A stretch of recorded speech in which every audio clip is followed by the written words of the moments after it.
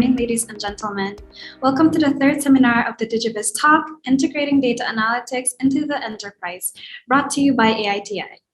This session will define data analytics and look at business reasons for wanting to make use of this new area of technology. I would like to invite Yang Mulia Muhammad Nurul Ilham bin Haji Zaini from AITI to give their welcoming remarks. Bismillahirrahmanirrahim. Assalamualaikum warahmatullahi wabarakatuh, and a very good morning to you all.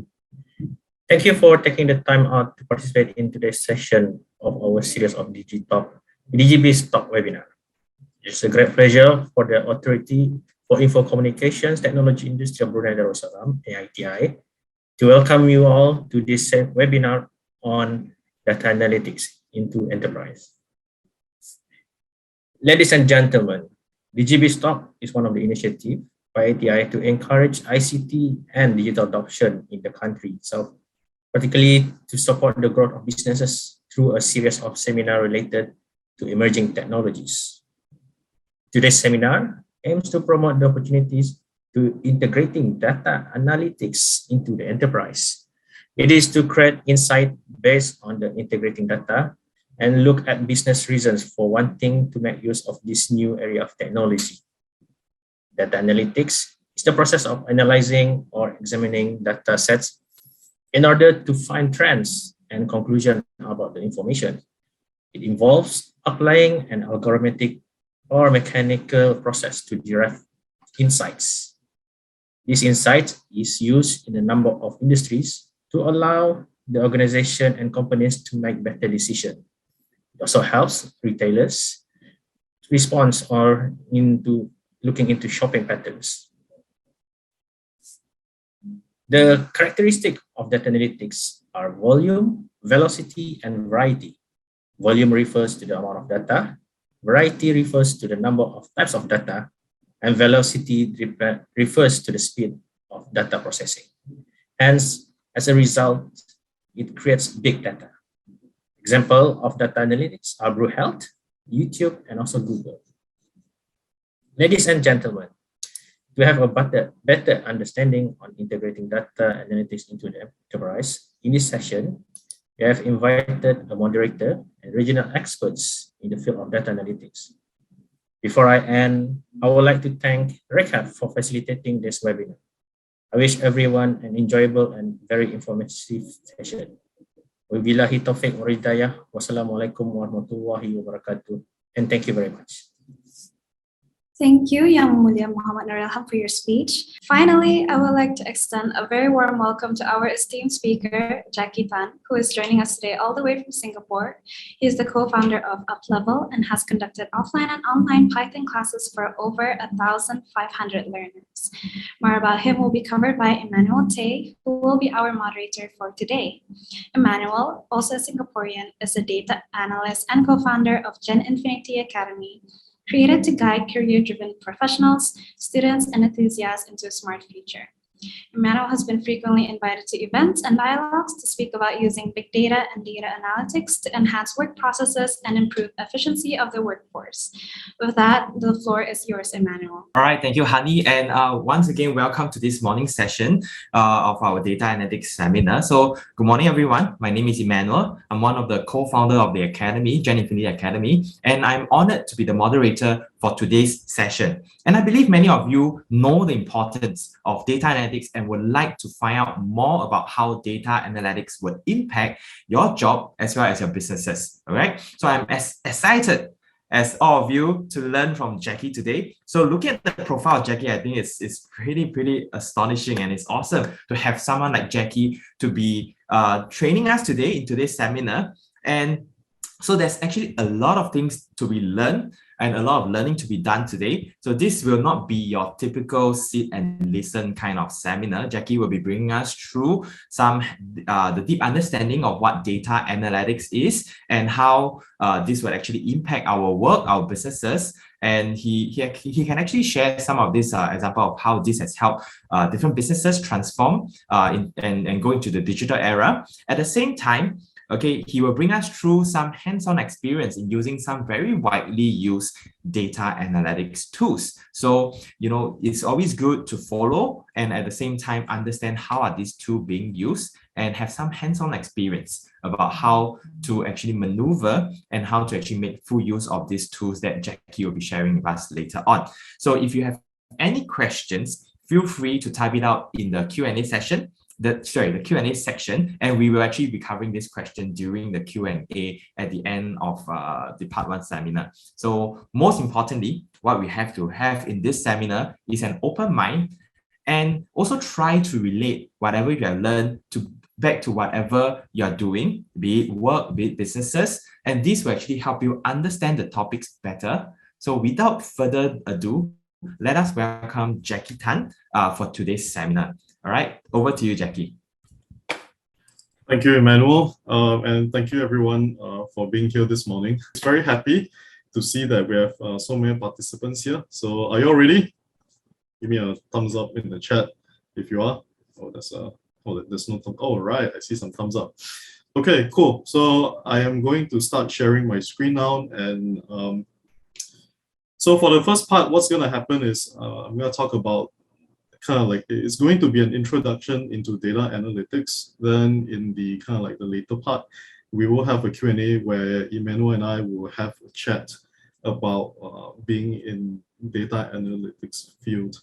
So, okay, grab your coffee, right? Take a seat, relax, and enjoy the rest of my, enjoy the presentation later on. Okay, so I'm gonna share my screen now. Okay. Now, introduction, a little bit about myself before we proceed.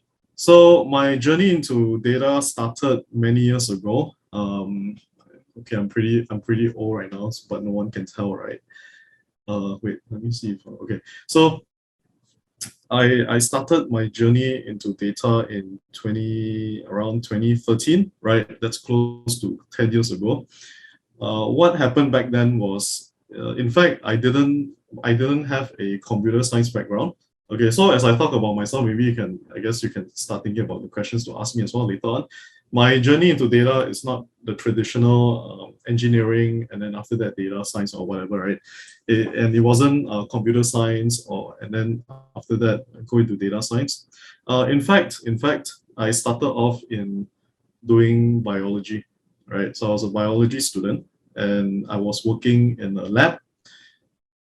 I was doing research. In fact, I was doing lung cancer research. So I did quite a bit of cancer research when I was a bit younger, right? And I saw how my colleagues were using data science. Back then, it wasn't called data science; it was called like bioinformatics in biology, right? And they were just sitting down using computer, and then after that what they did was that they just analyzed the data and published papers. I was quite jealous, right? I was quite envious of them, and therefore I went on to study Python first. But anyways, long story short, I managed to pick up Python by myself, coding. Eventually started my first deep learning company in 2016, right? I did my first company as a student. I eventually ran it until 2019. So 2016 was when I started my PhD, right? I decided to do my PhD in something more data science related, right? So at first you can see that I started at the lower left corner, right? Life science from the National University of Singapore. Then I eventually started doing applied data science from the Nanyang Technological University, right? And during then, I was running my own deep learning company called Fund My Life, or FML. So I ran FML for a few years until I sold it in 2019, and I started data science education company UpLevel. So this is also why I'm here, because I mean, in UpLevel, what we did is that we conducted workshops for data analytics, data science. We design projects for students generally. So as mentioned, I've taught to close to 1,500 students in Python and data science, and offline and online settings, meaning yeah, but because of COVID, I spent more time teaching online than offline. So yeah, and I have led over 30 data science project teams, right? where we did all kinds of analysis and yeah, basically did all kinds of analysis, starting from, well, let me think, what's my favorite? Could be using machine learning, using data science to predict stock prices, for example, to what else do we do? Oh, deep learning to predict tea fermentation, right? We wanted to look at images and use the deep learning model. And yeah, anyways, so there's a lot of AI stuff that we did. Right. So that's a little bit about myself. Because I guess that's the relevant part about myself for this talk. I'm a father to a very cute cat, right? If we have time, I'll show you my cat later. So here's the schedule for today, right? So from in the morning, this is what we have this session, right? About data analytics. Of course, later on we will have a bit of Q&A. In the afternoon, that is the exciting part. We are going to practice a little data analytics using Tableau, right? So during lunch later, I think there'll be instructions on installing Tableau and whatnot. So be ready for that. But now let's talk about data analytics. Again, by the way, I usually keep my talks very casual. So there are 46 of us here. Do feel free to ask any questions in the chat. If you see me looking away in the screen, that's because I'm looking at the chat. I'm looking with two screens today. So yeah, feel free to ask any questions. All right, don't be shy. Don't be shy at all. We're all friends here. So the outcome, right? The outcome for this day is I hope all of us will have an understanding of what the data analytics is, or at least what the process involves, right? After the session in the afternoon, I hope all of you would get some hands-on experience in using data analytics tool, more specifically Tableau, okay? So that's what I hope all of us will take away from today's session, and I'm looking forward to that. And I hope all of you look forward to that too. Thumbs up. So that I know that you guys are not falling asleep. I can see Honey enthusiastically doing a thumbs up. Thank you, everyone. So it's going to be an intense but fun day, right? Again, as mentioned, please ask questions early and often, right? Emmanuel, feel free to jump in if you see anything that you'd like to ask questions about. If you see something that we can help educate the learners for the session, don't be shy, just jump in. Okay, so let's begin. Right, what is data analytics, right? You hear this term all the time. I'm pretty sure that you hear this term just about everywhere.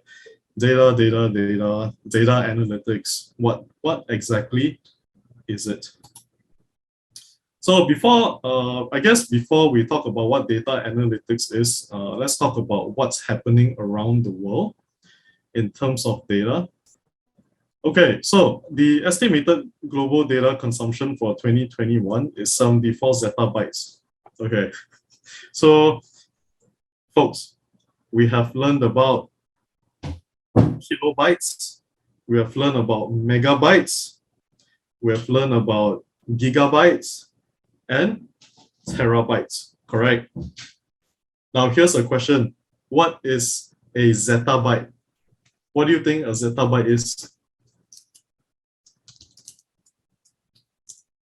Anyone? Just in the chat, you can just type it out.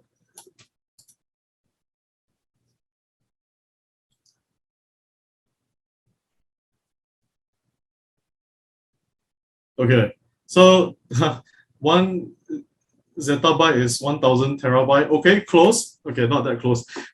I actually tricked you guys. Okay, so let's imagine things.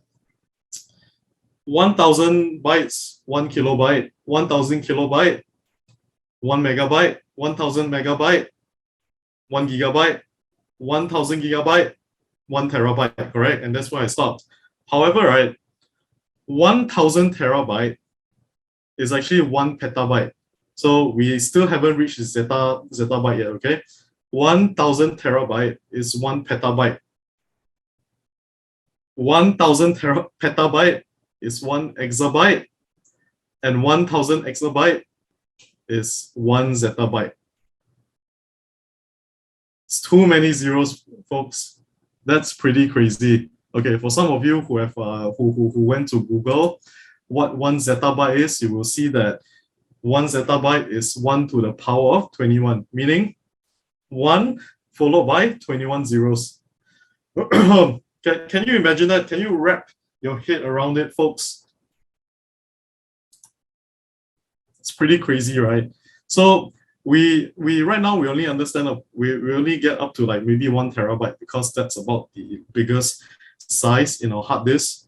But what is happening here is that every year, right, we have basically 1 billion terabytes, right? So after a while, the number of zero is just crazy, right? So Rahimin in the chat is correct. Too many zeros to fathom how immense it is. But don't worry, let's break it down. Let's break it down something that you might be able to get. So here goes. All right, here goes. Let's try it. All right. So this is probably all of you right now scratching your head and wondering what is 74 zettabyte. So let's take a step back. Let's put things into perspective. All right, everyone. Let's take a step back and I'll show you what it means to have the amount of data today. Okay. So here is an image from Statistica, right? And this is what's happening in 1 minute on the internet. So how many minutes has it been since this talk started? I'm looking at the clock now. Yeah, okay, it's been 24 minutes, all right. So let's see what happens in 1 minute on the internet. Let's go clockwise, all right. My favorite, Twitch. In 1 minute, you would have had 2 million views across all the videos in Twitch. Who here watches Twitch?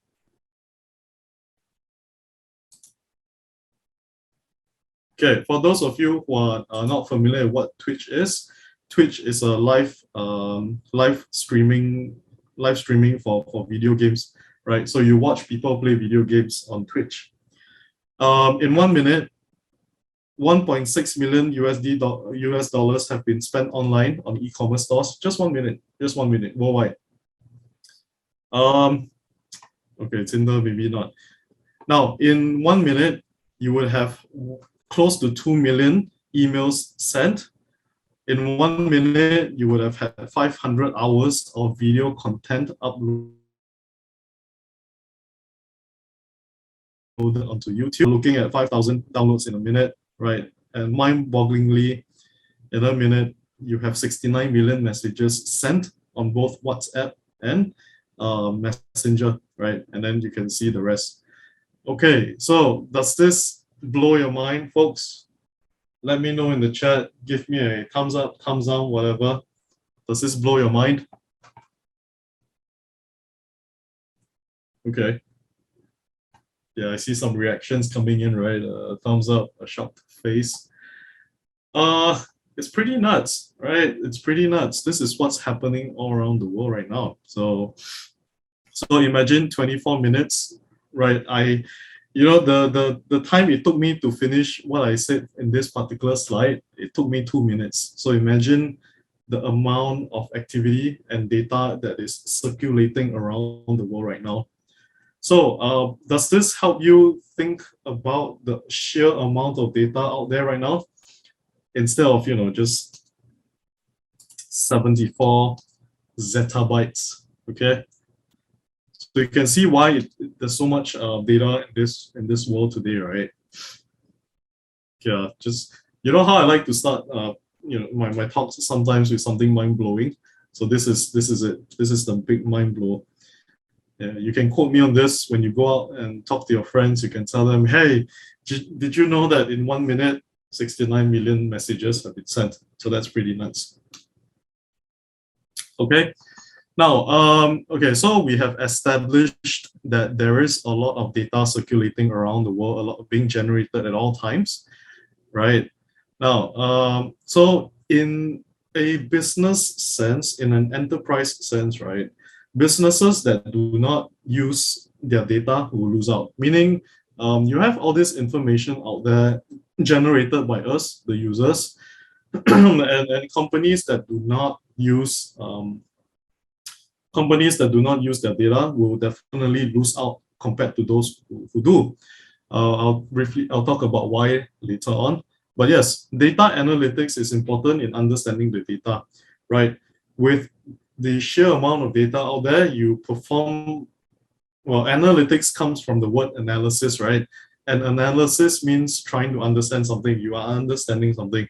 So in data analytics, you're trying to understand the data.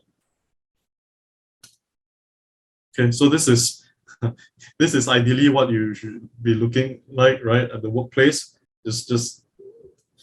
And thing is, all of you, right, all of you out there would have performed data analytics to some extent. If you have created a pie chart, for example, it's an example of data analytics, truly, right?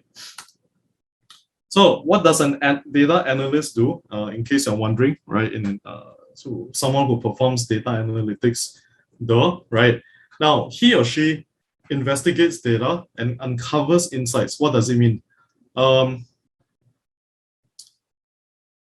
What does it mean by insights? So for example, right, when you look at data, you want to understand the data and look at patterns, correct? Now, maybe I should draw something simple.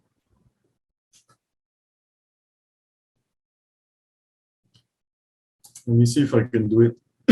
So uncovering insights could be as simple as just identifying some kind of relationship.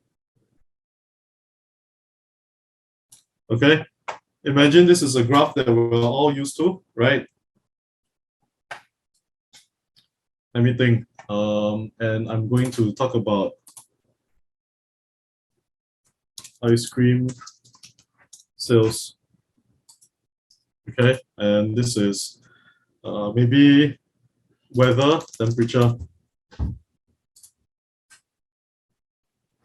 So let's say you run an ice cream store, correct? You run an ice cream store and you notice something interesting.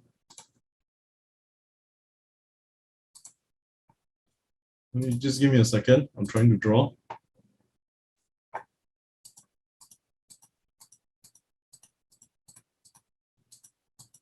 Okay, so here goes. Now, can anyone in the chat offer a reason to why you see an observation like this? Is there some kind of relationship we can observe from this?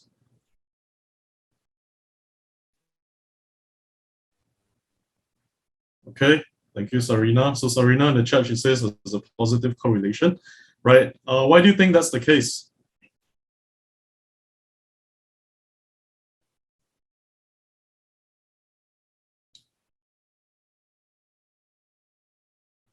Hotter weather, more ice cream sold, correct? So here we establish some kind of relationship, right, between, say, the temperature and ice cream sales. So we can kind of like draw a line between, correct? So this is, by the way, this is a very simple example. And the thing is, because we have data points, we can start thinking about, okay, maybe the weather does have to do with ice cream sales after all. Now, as a business, right, what does this mean to the business? So let's say you're running this ice cream business, right? What does it mean for you if you're a business owner? If you're a business owner, you would want to use this as a guide for you to think about how many ice cream to buy and sell, correct? So for example, if the temperature is hot today, I would think that, okay, I might be selling a lot more ice cream, so I should stock up more. Do you all agree? Give me a thumbs up, you all agree?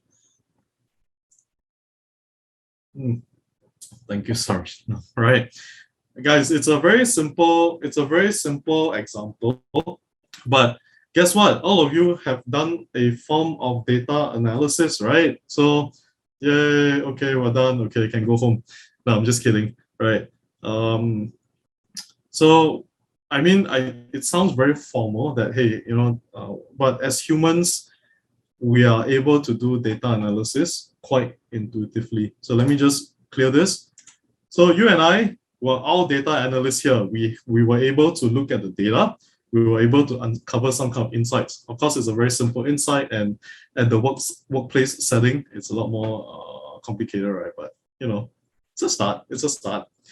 Now, a data analyst also generates reports. So what does it mean to generate reports? So when you analyze, after you analyze, you create a graph and whatnot. Most of the time, that graph will be put into, say, a kind of PowerPoint presentation. And why do you put it into a PowerPoint presentation?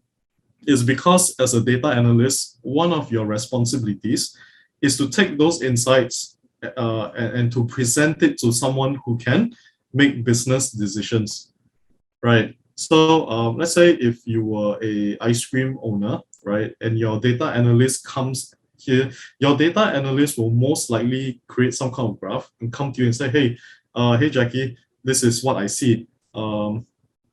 There seems to be a relationship between the temperature and, say, the ice cream sales. And you, as the business owner, would have to decide, okay, all right, time to buy more ice cream because it's getting hot today, right? So the end goal of a data analyst, right, is to uncover insights that will help business processes. So this is what it's meant by improve business processes over here. Okay, all good. Anyone has questions, doubts, or whatever?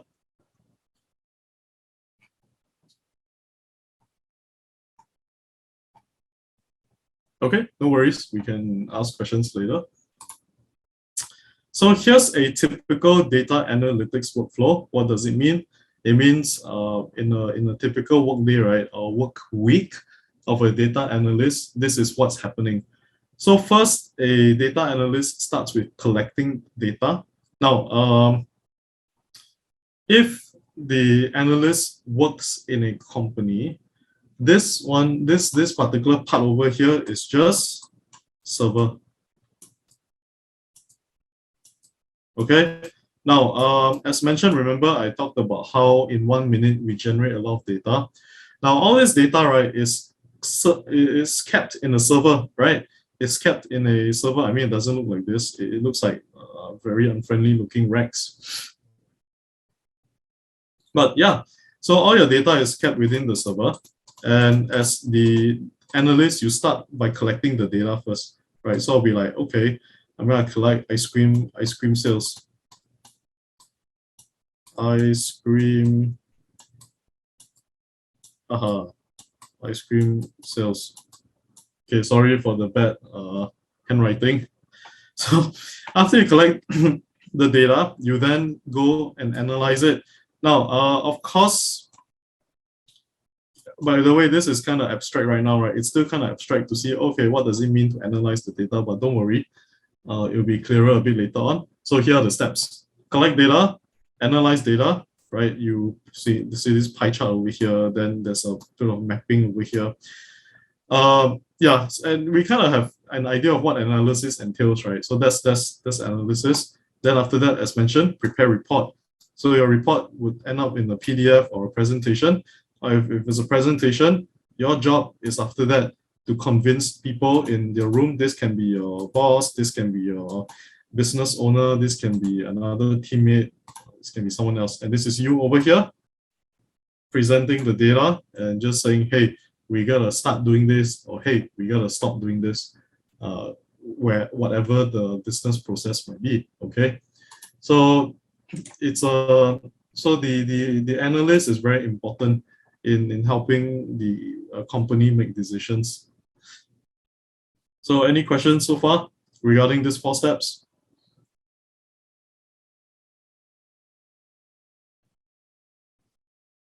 All good, thank you. So far so good. Yeah. Okay, great. Now, what are the tools for data analytics, right? Because earlier on, we talked about the process, right? Not so much about the tools, right? So here we have analyze the data. Now, what do we use? Okay, so here goes. I think you would have seen one of the tools being mentioned here already, right? So you have something called Tableau. Tableau is one of them, and Click. By the way, you can kind of like take note of all the different platforms here, in case you want to check out the platforms independently. Okay, so Tableau, Click, Power BI, Microsoft Excel.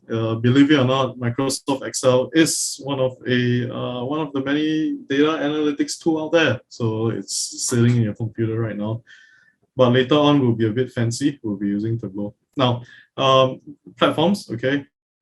And then if you do not want to use ready-made platforms, you can perform programming using two things. One is Python.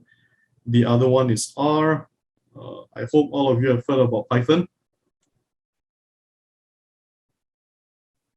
Python is a very versatile language, right? It can be used in analytics, it can be used in data science. It can be even used to create the back end of websites. Okay, so that's how cool Python is. R, similar. R, I don't know. Is R taught in school? Anyone learn R?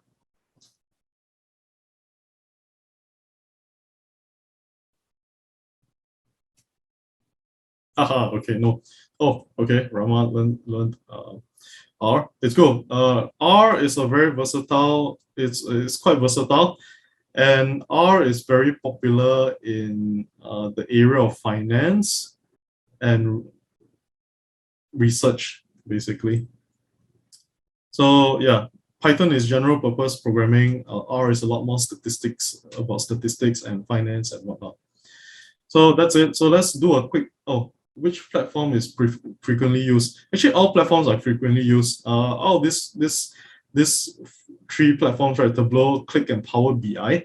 Whenever you look for, say, when you Google for, say, data analyst jobs, right, from across the region, most of the time you will see that it's one of these three platforms being mentioned. So Khalis asked a very good question. Which platform is frequently used? I would say all three of them have very competitive market share. And the good thing is actually if you know one of the three, right, most likely you'll be able to learn the other two. The reason for that is because when you let's say Google for jobs in data analyst, they usually require you to know one of the three different platforms are basically, right? So let's take a quick look. This is Tableau, right? And this is what we see. Usually this is a dashboard, right? In a way, this replaces, this is one of the reports that's this is one of the formats that a report can be in, right? So this is what we call a dashboard, right? And behind the dashboard is the raw data. So you process the data into some kind of visible form, and then you put it on this dashboard. So yeah, basically it kind of, each small part is one way of looking at the raw data that you have. So you have your overall stats over here. So for example, this can be an invoice data set, right? From across the different account names. Yeah, so basically there's a lot of things you can do with it, and you can just build a dashboard out of it. This is Click, same thing, right? Same thing, is actually not too different. You can see that both have some kind of dashboard interface, right? And yeah, I mean, that's why I say when you learn one, right, you most likely can do the others. And here we have Click. Next we have, this is Power BI, right? Notice that they all kind of look the same, right, guys?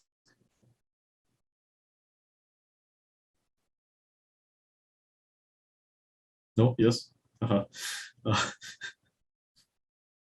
Right, they do look the same. And that's why, yeah, it's always good to just pick one of them and you can do the rest. You can do the other two, no problem. It's almost like, let me think. Okay, it's like Microsoft Excel and Google Sheets, right? If you know how to use Microsoft Excel, it's most likely that you'll be able to use Google Sheets as well, right? Because the designers, the designers of these platforms, they're fighting for the same market share. So that's why they make sure that the experience of using the platforms are about the same. Okay, so this is what's this? This is our favorite go-to guy, right? This is most likely the first tool that we learn on how to analyze data, right? Microsoft Excel. Ta-da! Okay, so don't laugh at Microsoft Excel. It's actually way more powerful than you think. So the thing about Excel is that it's easy to use, but very, very difficult to master. There's a lot more. Excel can be quite powerful. It's just there's learning it is pretty difficult because, right, for example, if I were to draw the learning curve, if I were to draw the learning curve of Microsoft Excel, right, now most of us, again, I like to use graph, right, most of us, we kind of take it easy, like, oh, you know, this is, yeah, let me just draw a few things first, okay. Okay, this is the wrong drawing. So this is what Microsoft Excel can do. Let's say if we were to represent everything as a circle, what Microsoft Excel can do, right? Most of the time, whatever that usually we do is actually over here only. So for example, if this is everything that Microsoft Excel can do, most of us stay within this part. But this part is actually, this part, right? It's actually a huge question mark. And these are all the data analytics tools that consumers don't usually use. Normal people don't usually use. Yep. So, ta-da. Okay. So that we have it, right? Excel is very powerful, but don't think we'll go through any of it today. Okay. So now let's talk about Python. What you have over here is a okay. What do you notice about Python? What you notice is that firstly, it's there's a lot more words here, right? There's a lot more words over here. And what are they? This over here is we are using programming to generate a plot. Okay. Anyways, I'll just highlight some of the keywords over here that are important. So let's see. Okay. Now, Plotly. Plotly is a okay. Here are some definitions, right? Pre-written code. They're called libraries, and libraries help you with executing things, right? So for example, you're coding, right? Sometimes you don't want to do things that people have already done, and what people have already done is to create code that allows you to plot such things. So that's why you use a library called Plotly. That's just simply put. And then this thing here over here is a scatter plot. It's a scatter plot that uses GDP per capita and life expectancy over here. So what you're looking at is just a general relationship between a country's GDP and the subsequent life expectancy. Okay, so far so good.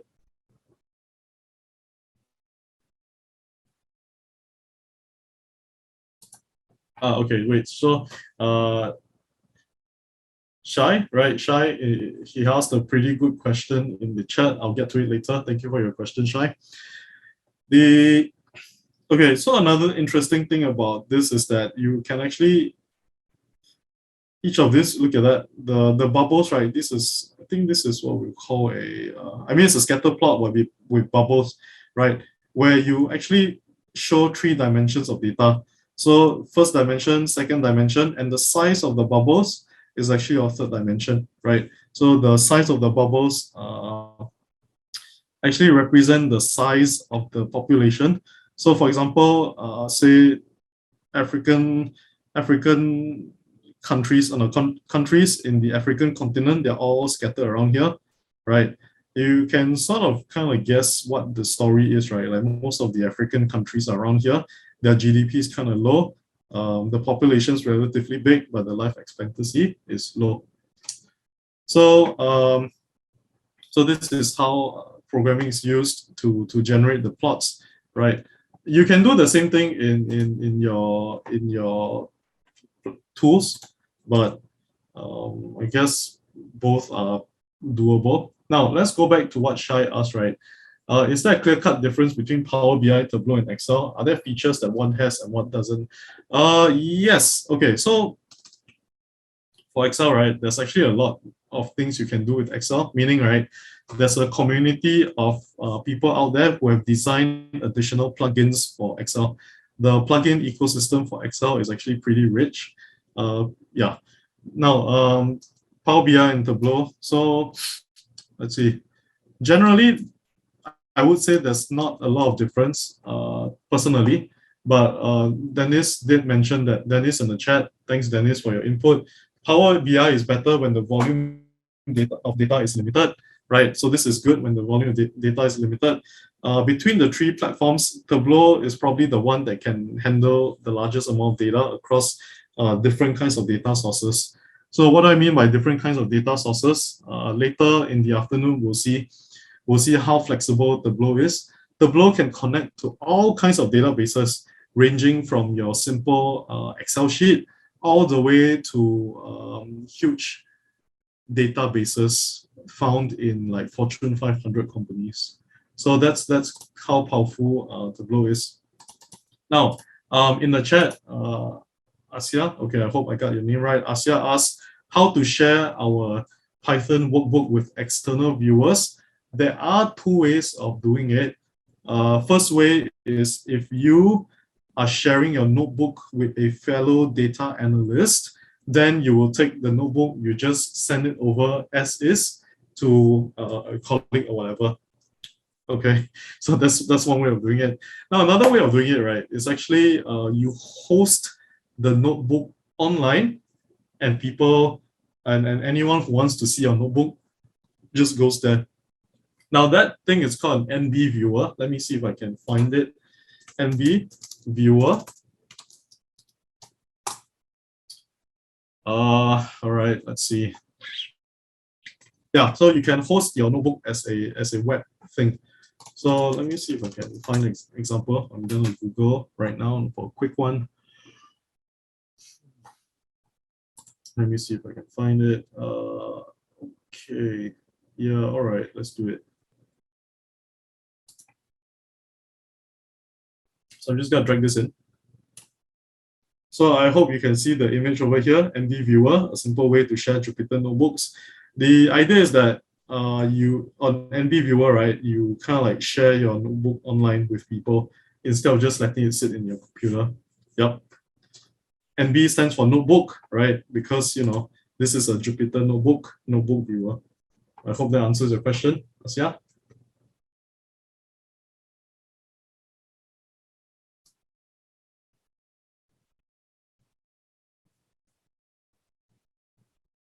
Okay, I'm assuming I managed to answer.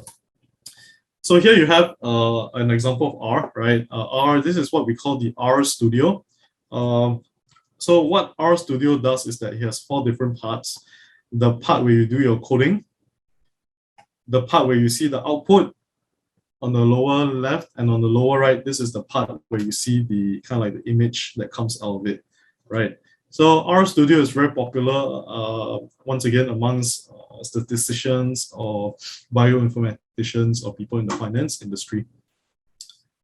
Yep, so that leaves us to the following question: which is better? Okay. So, fellas, what do you think? Which is better, platforms or programming languages? Python R to analyze data, or should we just stick to using platforms? What do you think? I wish I can hold a vote. The vote? No, you can't do poll. Okay, Dennis goes with platforms. Yeah, I can't do a poll, right? So everyone says platforms, right? For most parts, actually, if you just start out, right, most of the time, I think having a platform is, starting off with a platform is useful. So interesting thing is that data analysts, right, Okay, so Rama says it depends on the users. Yep, it depends. Okay, the wise thing would be, to go on the middle ground and say, oh, it depends. It's true, it depends. I mean, it does depend on a few things, right? Your organizational culture, right? Whether your company prefers to use a platform-based tool or would prefer you to write code to analyze the data, right? For most parts, right, this is your platform, right? This is your programming. If you want to do things beyond just analyzing your data, then Python or R may be the way to go. However, I think for most parts, for most intents and purposes, generally a simple screwdriver will work, and that will be your platform, right? So programming, yes, can enable customization. Really, it boils down to use cases. Now, interesting thing is that most analysts, they start out with, say, learning this platform, right? And eventually they'll learn to use coding, for example, and eventually they might even rise up to, say, data science, right? So from data analytics to data science, just like that. So that's pretty neat. Okay, so wow, so it's been an hour. My hour is almost up. I believe, according to the schedule, now is Q&A. Please correct me if I'm wrong.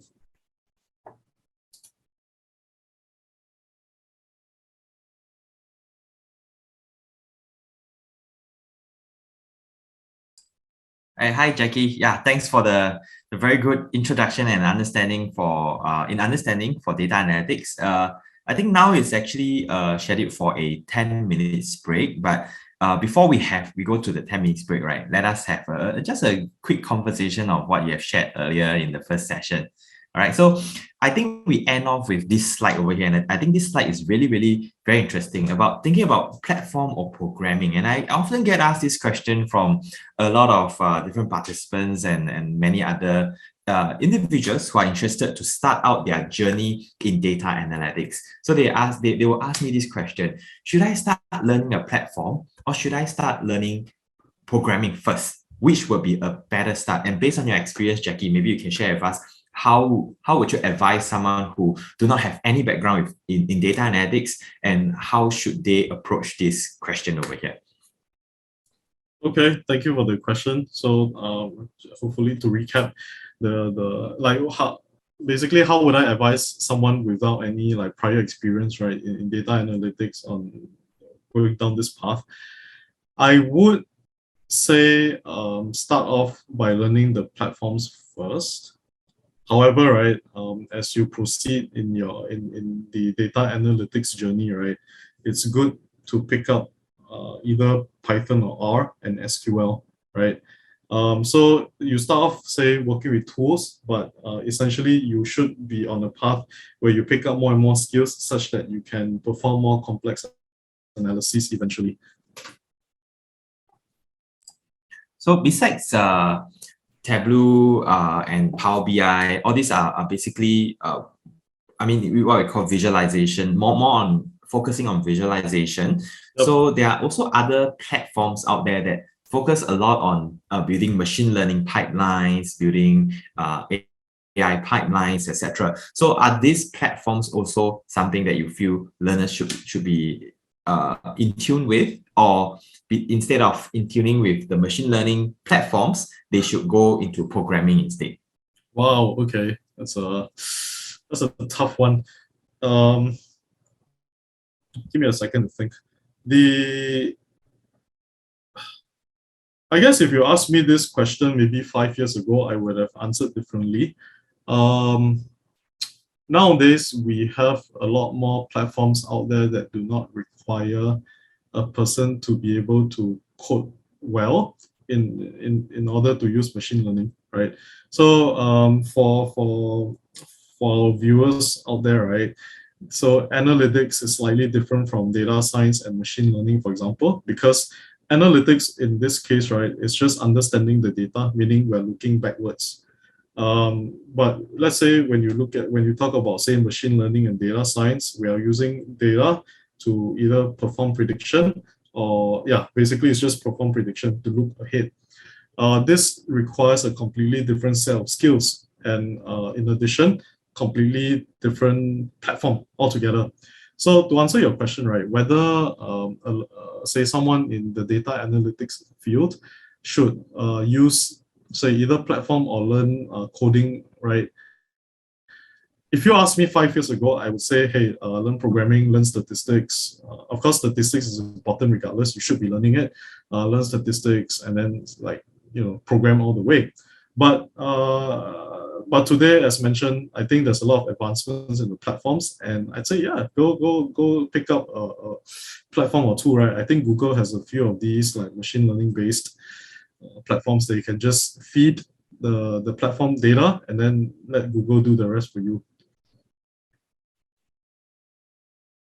Very, very good answer. I think that sums up what we have covered into the morning part 1 session, where we talk about the importance of data analytics, at the same time some of these very commonly used tools for data analytics as well. Okay, so with that, maybe I can hand over the session to Hani. Hani, you can take over from here.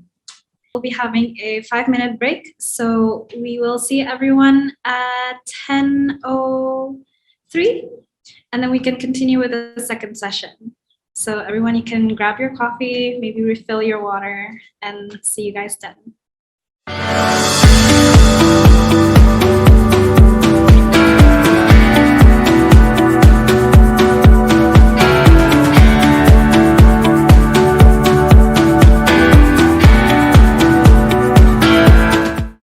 Hello everyone, welcome back to the second session.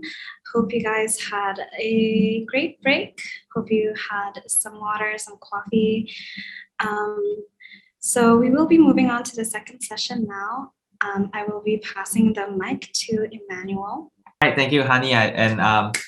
Every one of you, I hope all of you have a very good 5 minutes break. Okay, grab some water. If you're hungry, grab some food. Okay, but we do have an exciting part 2 that is coming up. So Jackie will be sharing with us some hands-on demonstration on data and analytics. And I believe all of you, after understanding how data analytics, how important it is, and what are the tools available, you'll be wanting to see how these tools can be used, okay, in action. And Jackie will be the one bring us through some hands-on demonstration in this session over here. Let me just share a little bit of my thoughts about data analytics and a little bit of why I actually entered into data analytics. So just a brief background, I wasn't trained in data analytics. I am trained in finance and accounts, and I joined the bank after I graduated. Subsequently, I left the bank or the finance industry, and I joined the environmental industry. Okay, totally different, opposite ends of the spectrum.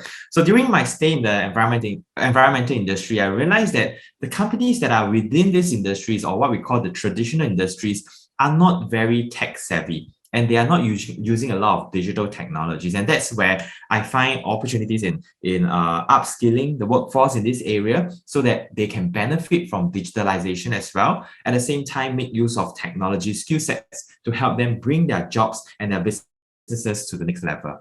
Okay, and that's how I started the academy and started upskilling individuals in various what we call traditional industries. So I'm very interested to also find out from Jackie how he would be, advising companies or businesses in this what we call traditional industries to start utilizing data analytics and analytics processes to bring their processes to what we call data-driven process. All right, so Jackie, when you're ready, just let me know and I'll hand over the session to you. Okay, let me answer that question, right? Like, how do businesses get started? For businesses to get started in, say, harnessing their data, right? First, they must have data, right? I think my experience with companies in the past is that they will come to me and then they'll ask, hey, Jackie, we need your help in helping us, use data analytics and everything. But the thing is, right, sometimes when the company doesn't store their data properly, it leads to a lot of very dirty data, which makes it unusable. So what I'll do usually is to advise them on best practices, on collecting the best data sets relevant to their businesses. And then only then can we collect the data properly, and then we can perform analytics after that. So yeah.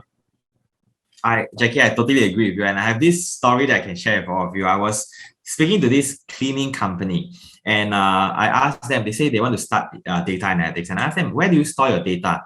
And then they brought me to this room with 5 metal cabinets. And they say, here are all our data. I'm like, okay, are they stored digitally? No, they are all in Arch files. And I'm like, okay, we should start somewhere. And that somewhere is getting your data stored digitally first. Then we can start to perform data analytics instead. Yeah, so this is one very, very interesting example that I can share with you. And there are many companies out there that are facing the similar situation. But what we can learn is how data analytics work before we understand what kind of data sets we should be collecting in order to aid us in our data analytics processes. All right. So with that, Jackie, over to you. Thank you. Okay, I'm ready. In this particular session, I mean, we only have an hour, right? We would have a lot more time later on to perform data. So now it's more or less just myself doing a show and tell. Now, so in data analytics, right, and data science, there is a data set that's very popular and always used as kind of like a demo. Yeah, basically just the demo data set. To give you a clue, right, about that particular data set, I'm just going to show you something real quick. Can anyone recognize this? Oh dear. What happened? Sorry, seems like my... Okay, can you all see my screen? Right, everyone's going nuts.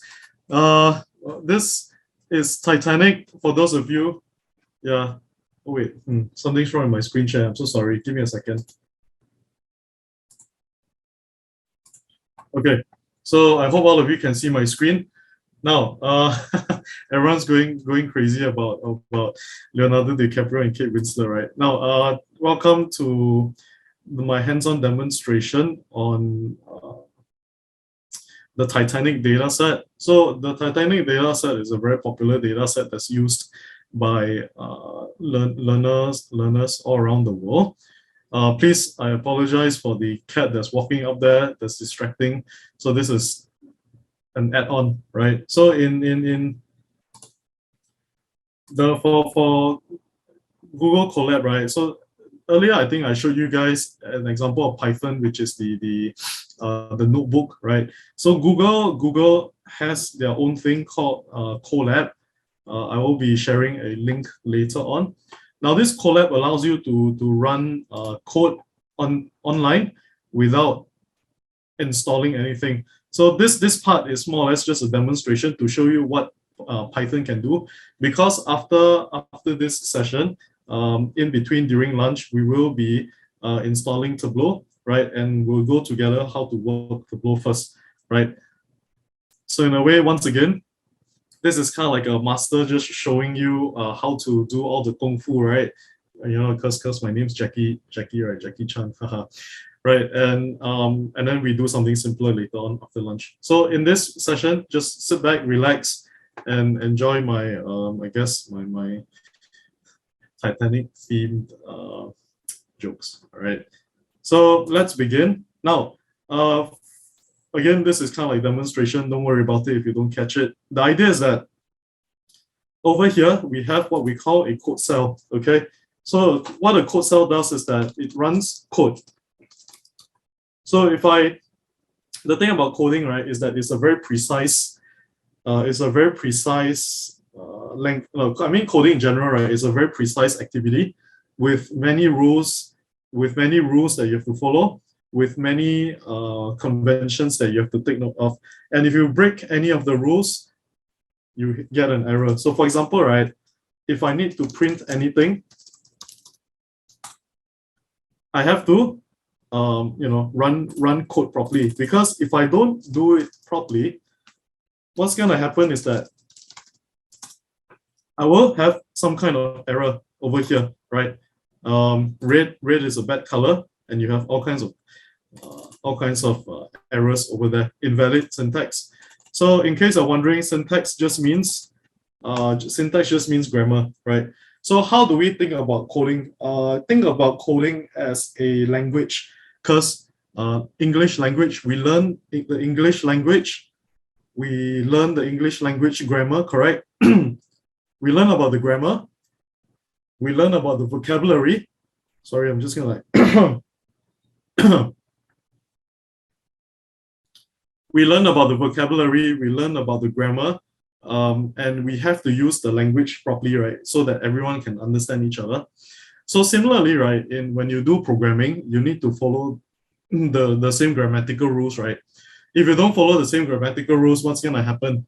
No one's gonna understand you. So this is what's happening, right, when I messed up this. Okay, now why are we talking about the Titanic? So turns out, right, the actual Titanic incident, right, is one of the most well-documented old style data sets in the past. And with that, right, we are going to learn to, I guess you're gonna watch me work with the Titanic data set. So what I'm gonna do, right, is that I'm going to do what we call a import. So what is import? Remember earlier on when I showed you the Plotly code, right? So in case you need a reminder, so over here we see this word import, Plotly, Express as whatever, right? This is a pre-written set of code, and the author called it Plotly.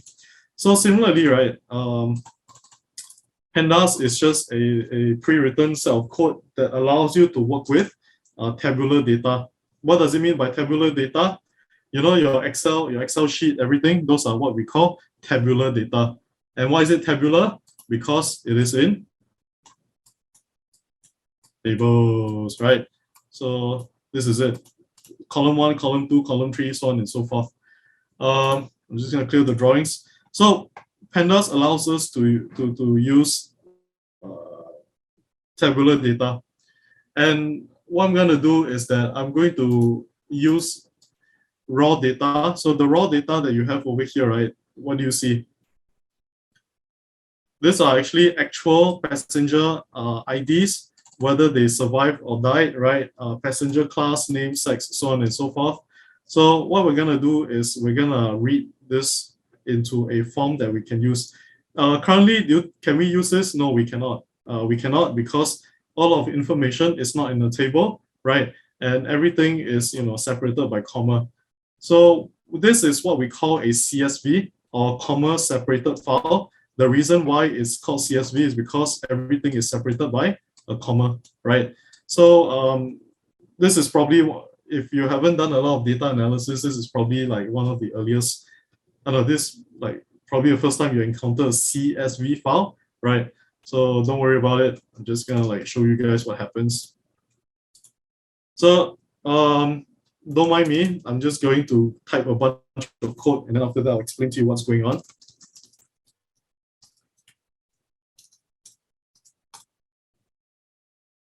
There we go. Okay, so what have I done over here? Now, I took the data that you saw, the CSV, the Titanic CSV that you saw, the comma separated value file that you saw, and I've read it into a I've used the Pandas library to read this data over here and turn it into a tabular form, right? So right here, is this a much better looking data set compared to the raw files? Does this look like it makes more sense?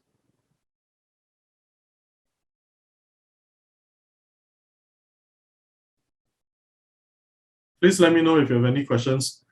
We'll be happy to answer. Fellas?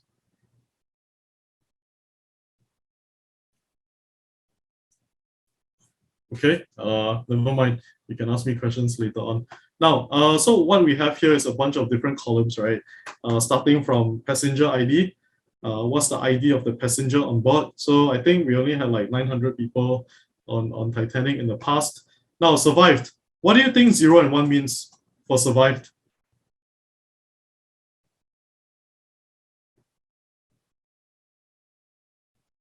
Yep. Yep. So thank you, Famin and Rama, right? 0 means no, 1 means yes, correct?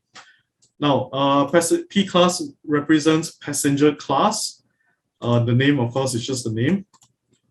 Sex, whether the person is male or female. Age, SIB, SP, meaning whether there's siblings or spouse. And then PR means whether there's a parent or children, right? So this is what it means. And then ticket. Now the ticket refers to what the ticket number is. Fare, how much the person paid for the fare. Cabin, right? What's the cabin number? And embarked, which city this person came from, okay? So S, C, and Q. These are 3 different locations that the passenger can ride, can board Titanic. Okay, so let's say you're a data analyst, all right, everyone. Let's say we're a data analyst. You are now a data analyst. Now, as a data analyst, what are some of the questions that might interest you in this data set? Feel free to ask in the chat.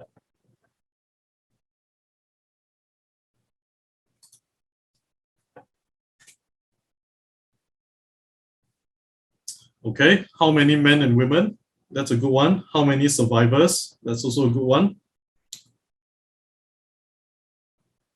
Age range. Place embarked. Okay, thank you. Yeah, keep them coming. All right, keep the questions coming. Now, let's start with, say, how many men and women? Let's start with that. So the column that we're interested is sex over here.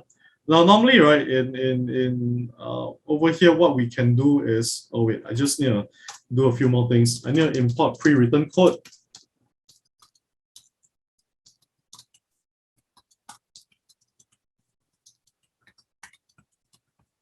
Okay, so these two libraries over here, right? This is for visualization.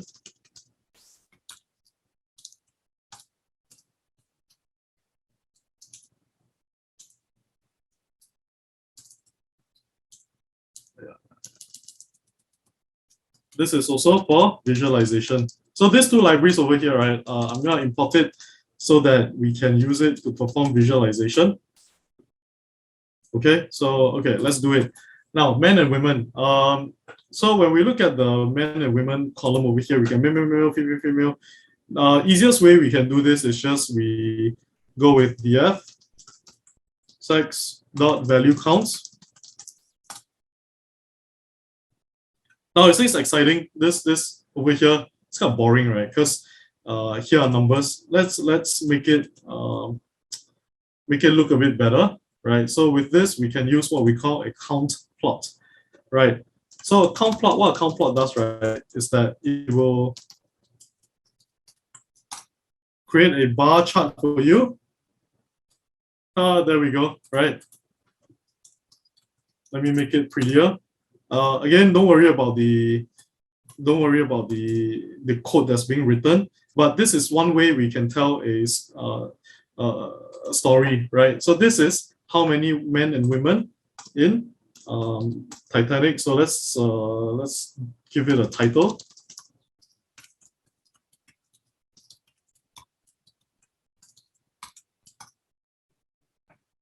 Okay, next. Let's see, survivors, age range, place embarked. If you have more siblings, are you more likely to die? Total passengers, number survived, genders, country, passengers. Okay, these are very good questions. And each of them will tell a story, right? Because for example, over here, it's evidently that there were a lot more males versus females in the Titanic, right? Okay, let me do another simple one. Age range. Okay, age range, right? There's a few ways to kind of like represent age range. So let me just talk about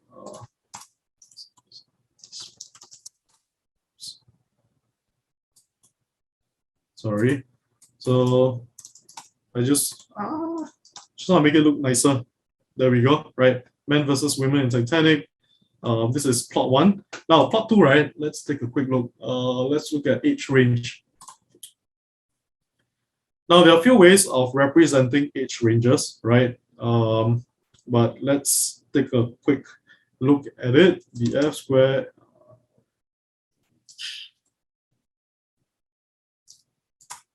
So this is the age column, right? It contains a bunch of different numbers.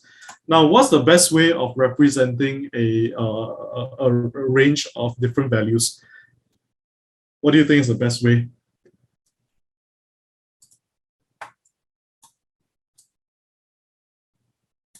Does anyone, okay, array is one way, because this over here is actually considered an array because it's a list of different numbers. Now for visualization, right, what we want to do is to bin all the numbers together and see if there is some kind of distribution, right? So is there a particular age range or distribution on Titanic? So what we're going to do, right, is we're going to do this thing called a histogram, okay? What is a histogram? You shall see. You might have seen it before. plt.hist.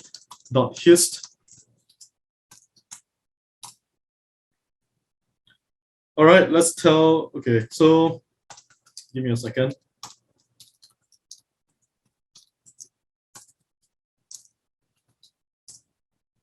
plt.type. Oops. Hey, wait a minute. Okay, plt.title distribution of ages. There we go. Now, what does this tell you? What can you infer from this this histogram over here?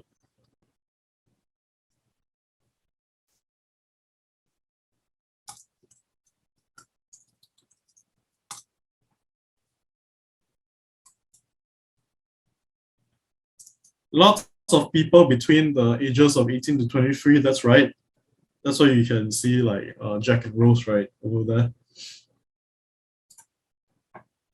Right, most of the passengers are between, yep, of course, because you know they are mostly in this age range. So okay, so that's one story you can talk about. Hey, this is the distribution of ages. These were the people that perished, right? Or rather, these were the people who boarded. Now, so let me try to see if I can steer you guys to ask the subsequent question. What do you think would be a logical question to ask after this?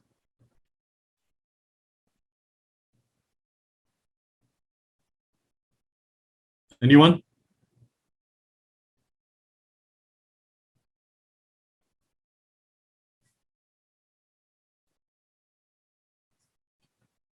Anyone? Again, my question is, now that we know the distribution of ages for everyone in on the Titanic, are there any subsequent questions we can ask based on what we see over here? Okay, how many deaths in between 20 and 30? How many females and males in each age range? Okay. Yeah, sure. Okay, let's start with the question of how many females or males in each age range, right? So what I'm gonna do next is I'm gonna go code. I'm gonna create a new. I'm gonna create something new.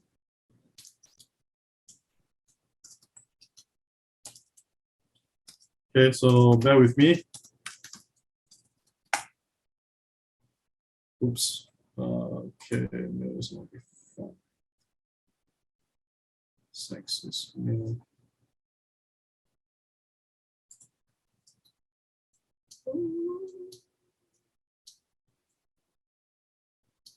Oh, wait a minute. Yeah, I messed something up. Right up. Wait.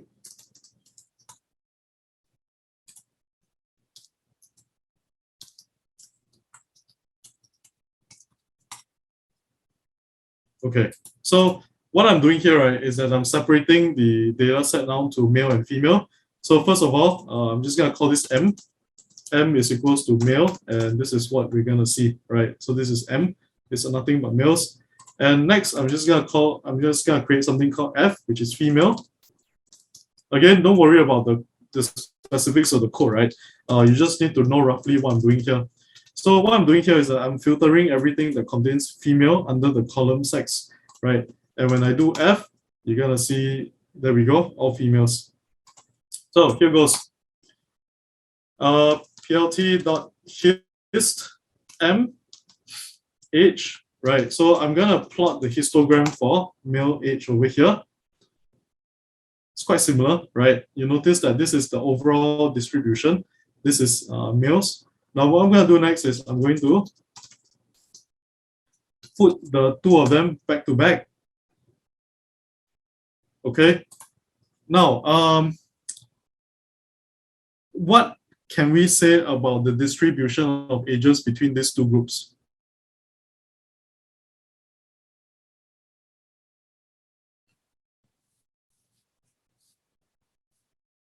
Anyone?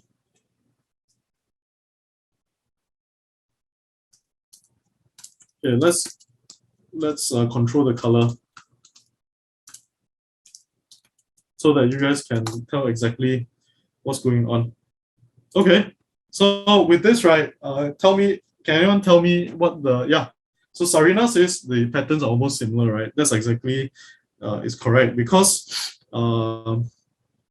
we can't, okay, this is interesting because seems like the same age ranges are on board, right, for both sexes, which is okay. That's interesting. I mean, that's one story you can tell.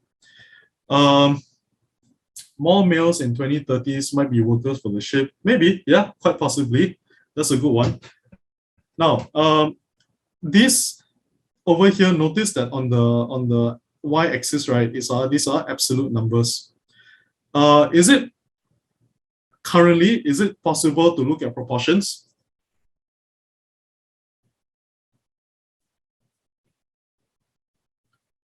The answer is no, right? Because right now we're looking at absolute numbers, right? This is what we call raw, kind of like raw numbers, because there's no adjustment to proportions or whatsoever.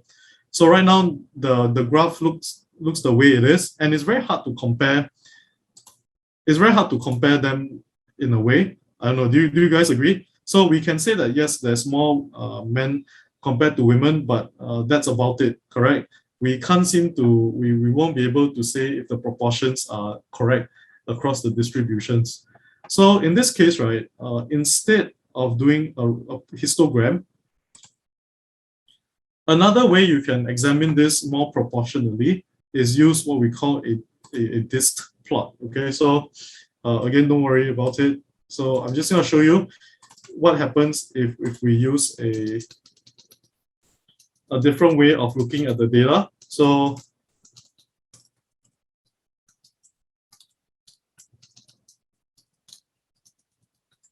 I'm just gonna do a dist plot.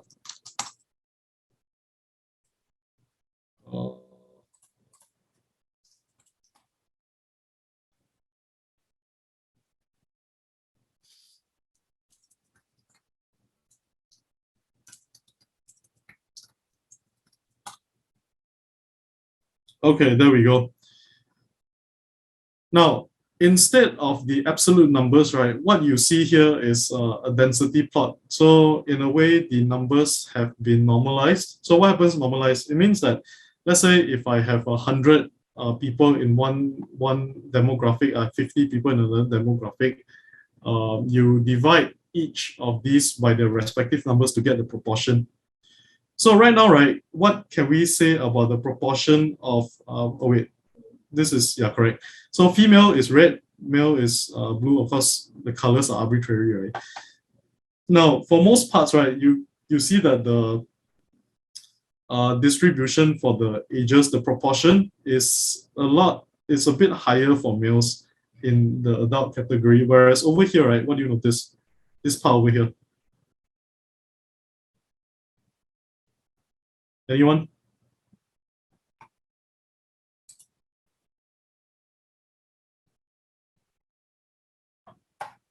This is, again, gentle reminder, this is proportion. What do you think you guys are seeing here? not many children on board. There are children on board, but the proportion of the sexes, so there's actually twice as many like younger girls compared to guys in terms of proportion. So there are a bit more younger folks who are females compared to males, basically. So this is one way you can look at it. Yep, proportionally in this particular age range, right? So there we have it, two ways of looking at the same data, right? One is absolute numbers, one is proportion. So it really depends on what the story that it is that you're trying to tell, right? So in this case, you know, hey, there are a lot more men. Okay, we started off by looking at there are a lot more men versus women on the Titanic, presumably because as we observe, maybe it's a worker thing, right?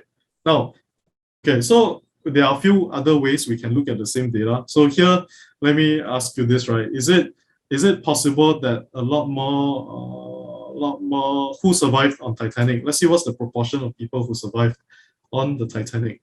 Same thing, we can use a count plot for survived. There we go. Okay. Now, there were what, close to 900 people, right? Less than half survived the Titanic. Okay. Now, is this thing alone interesting? Are there deeper ways in which we can ask questions around this data set, apart from just plain good old survival? Anyone? How many M or F survived? Okay, good one. Okay, how many males and females survive? Okay. Yeah, that's one possible, and the ages. All right, let's do this.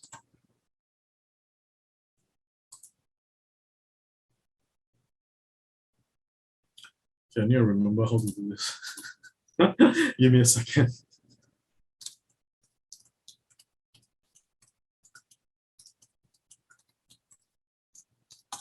Okay, let's start with the easier one, which I can remember, which is so we want to see the age range of those who, let's see, we want to see the age range of those who survived versus who did not. This is what we can do is we can use this technique called box plot, right?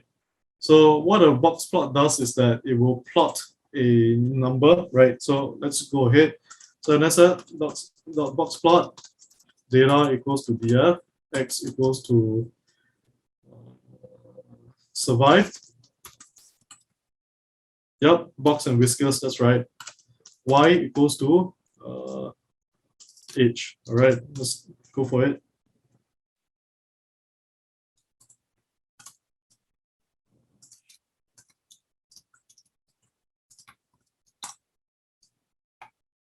Okay, folks, do you see any difference in the ages between those who survived and those who died?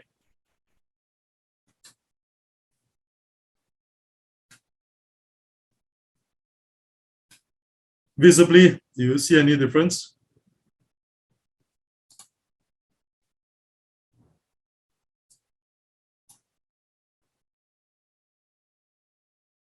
Anyone?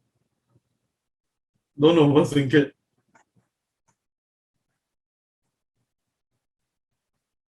Almost similar, right? Almost similar. So in such cases, right, what's the best way to see whether there's a difference?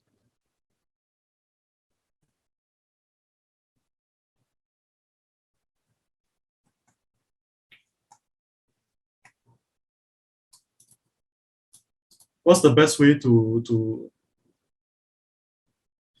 tell the difference? Or rather, what's the best way to confirm that there is a difference? Okay, distribution, that's one.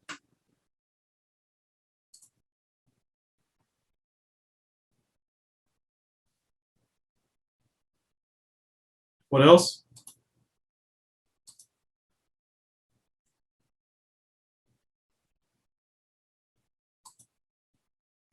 Anyone?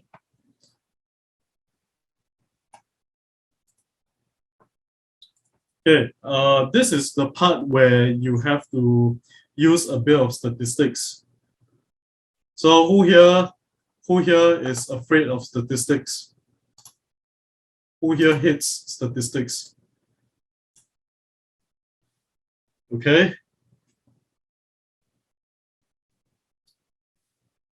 Give me a sad smiley face if you hate statistics in the chat.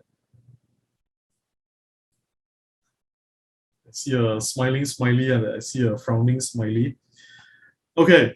At this point, right, actually, it's very hard to tell unless you conduct a statistical test, right? Which I don't think. Should I go into it? Maybe not. I shouldn't go into it. So yeah, statistical test will tell you whether there is a difference or otherwise, right?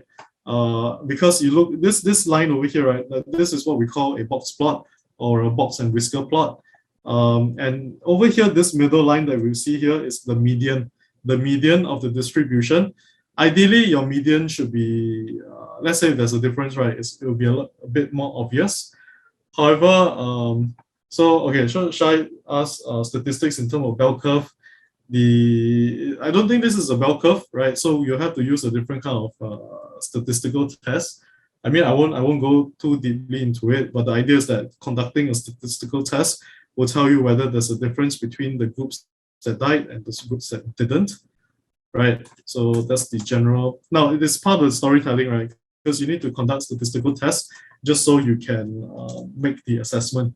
So good question. Let me go back to the chat to see what other questions we can ask.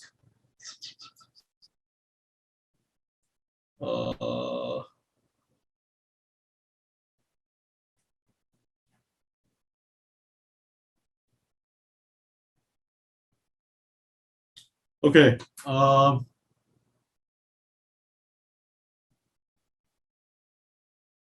Right. So I saw an interesting question, right? If you have more siblings, are you most likely to die? That's a good one.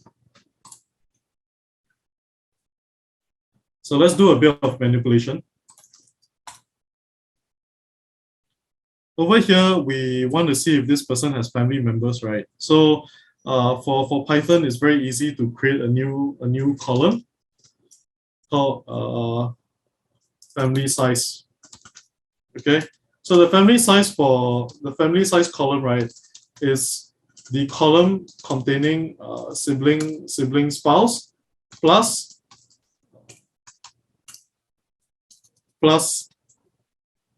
parent and children.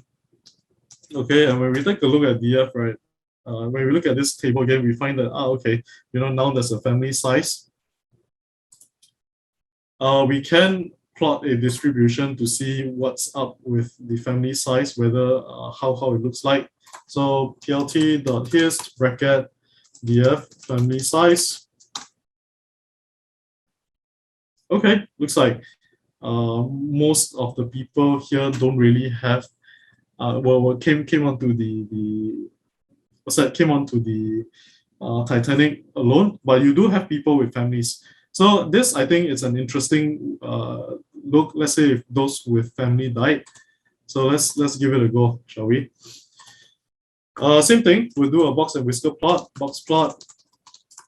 df now survive. So the y-axis is I cannot do this. Data equals to df, then x, which is the x-axis. X-axis is survived. Y-axis is family size. Okay, let's see if family size has to do anything with whether the person survives or not. Good. Wow, okay.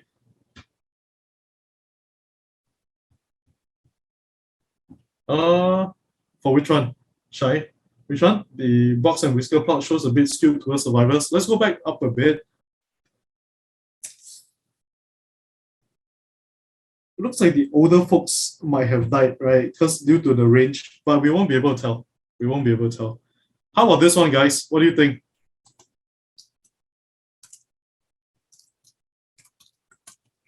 Now, you might be wondering what this show flyers is.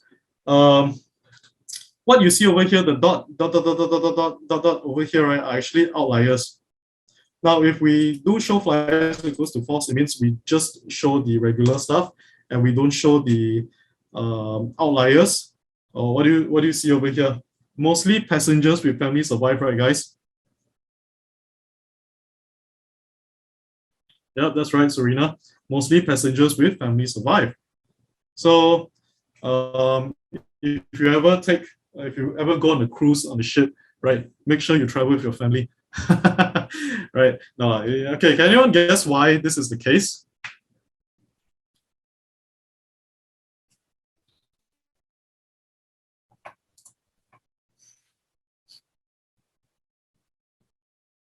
Right. It's possible that, say, if you go with a family, it means you have your children with you, right? Yeah, you have to save them. So parents might want to bring their kids along, and therefore they get onto the lifeboats earlier and faster, correct? Whereas those who just come, most likely, again, yeah, might be children and responsibilities. Correlation is definitely not causation, for sure, right? So Farmin cautions us that correlation is not causation, definitely. So when we do all these plots, right, we should not come up with a kind of like a causative relationship, which means like if you have kids, if you have kids, you will survive. It doesn't work that way, right? Because it's just correlation. It's a relationship that we observe. Yeah, it could be the lifeboats were not enough, leaving all the single ones behind, right? Because maybe, just maybe, again, someone who has a lot more insights or context in history will be able to share a lot more, like, oh, you know why this is why, so on and so forth. So okay, so this is one kind of like a fun insight that we saw, right? Now let's take a quick look at the table again, and we'll maybe do one last thing.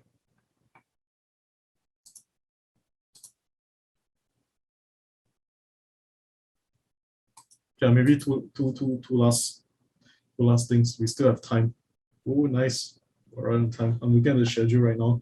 We still have time for a few more like insights. Okay, so we've looked at sex, we've looked at age, we've looked at kind of like family size.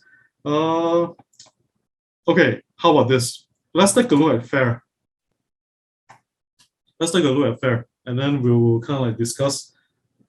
Most curious, does in family most of them women and children? Let's see. It's a very good question.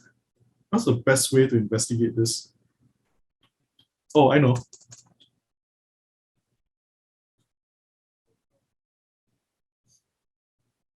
In family, most of them women and children that survive. What's the best way? I mean, what's the best way to demonstrate this? I kind of know the answer. So Kali's asked, right?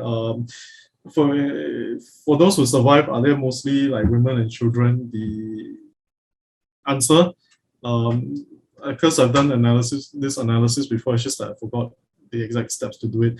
The thing about programming is that you're not required to memorize every single step. There's actually a lot of Googling involved, but I can answer this question quite quickly. Most of them are women and children that survive actually for in Titanic. Oh yeah, what was I gonna say? Right, the fair, right? We can examine the fair, then we can kind of like talk about why later on. So SNS.boxplot bracket data equals to BF, right? X equals to survived, Y equals to fair. Okay, this is kind of hard to look because of the outliers, but I'm just going to remove the outliers from the visualization. Wow, okay, what's going on? What do you think? So fair refers to the ticket price that a person paid for.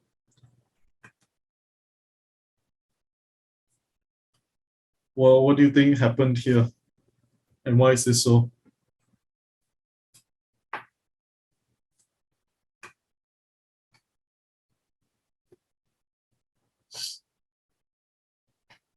higher fare is correlated with a higher chance of survival. So let's say you imagine yourself, right, on the ship, right? If you pay more, right, what are the what does it mean? Yeah, privileged passengers may have priority in taking lifeboats, right? So you got so if possible, if you take cruises next time, go for, yeah, they save the more affluent people first, right? It's kind of sad, right? Even without looking at, I mean, you know, if you watch the movie, you'd see that most of the rich people left the ship first, right? Leaving everyone else to be stranded or whatever. Level of rooms are located in, yep, that's one thing, right? The fares do actually are important historically, because you know the fares will kind of indicate which part of the ship you're at and whether you can escape faster or slower or whatever. So even without without going too deeply into the details, right, we can start seeing all this. Again, it's a story, right? You can see a story, because it's kind of like, wow, okay, those with higher fares seem to survive better. So yeah, what can I say? This is quite obvious. We don't actually really need a statistical test just to test if it's significantly different. Most likely it will be, but usually what statisticians do is that they'll conduct tests too. Okay, so let's see what else. Oh yeah, I mean, you can look at passenger class as well, right? And see whether they survive. Okay, why not? Why not?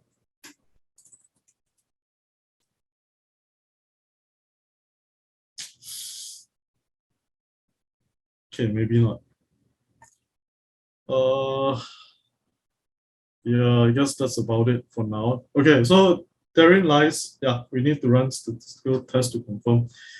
So I think this is a good point where we can stop our kind of like hands-on demonstration, right? Yeah, any questions for me throughout this exercise, folks?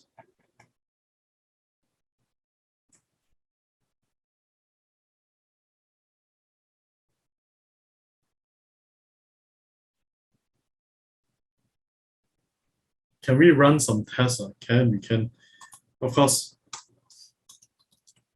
So Serena requested for a statistical test. Sure, let's do it.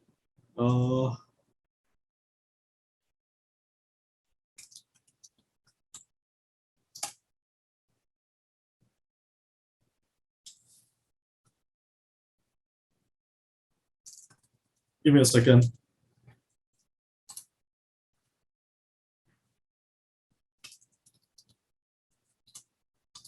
Sorry, guys, give me a second. I'm actually Googling stuff right now. Okay. SciPy import stats.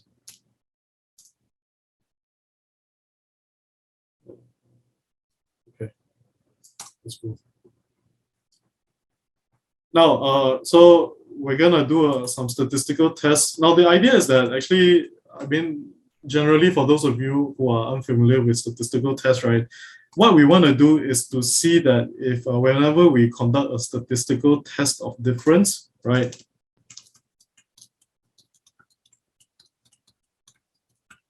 we want to see if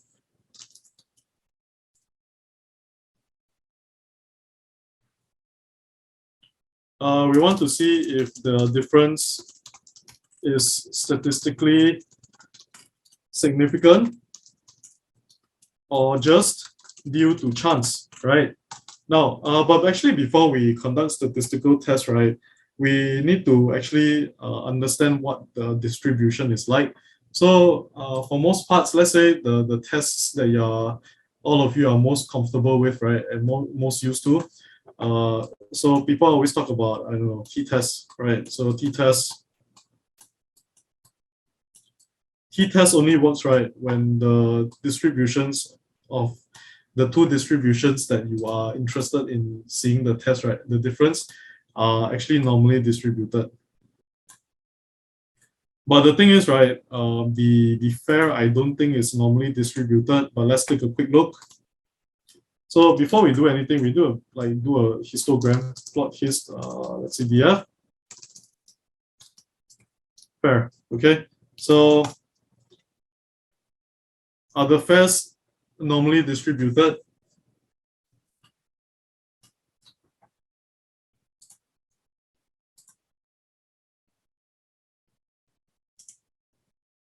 Are the fares normally distributed? Once again, to let's say if we wanted to conduct a statistical, say t-test or whatever, right? The assumption is that our distribution is normal, meaning it follows a bell curve. So in this case, does it follow a bell curve? No, not normal, right? So it's not normal. Can we use the t-test? Can we use the regular test?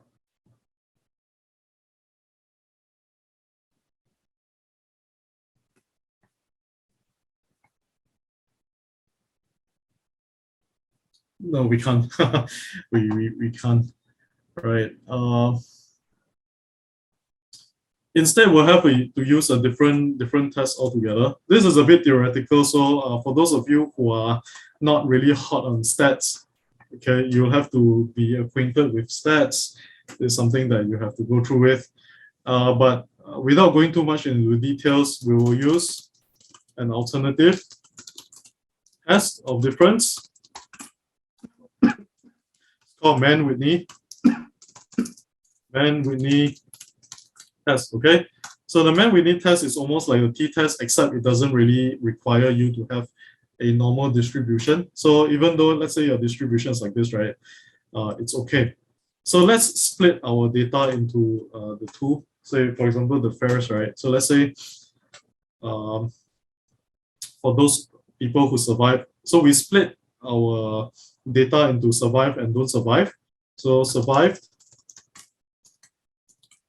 equals to df square bracket df survived equals to 1. Okay, so when we take a look at the survived people, there we go, it's all 1, right? Correct. So we'll do the same thing, but instead of survive, we'll just call it dead, right? Survived equals to 0. And when we take a look at dead, there we go, it's all 0. Okay. Now, let's just run this first. So what I'm going to do, right, is that I'm going to overlay the histogram for survived on top of dead. Okay, so let's see, survive, dead. Let's see what we get. And color, I'm going to provide a different color. Color equals to, say, blue. Color equals to red. Okay, I mean, this is kind of hard to tell, but yeah, let's do it proportion wise. Oh, I know what. So let's introduce a bit of transparency into the plots so that you can see better.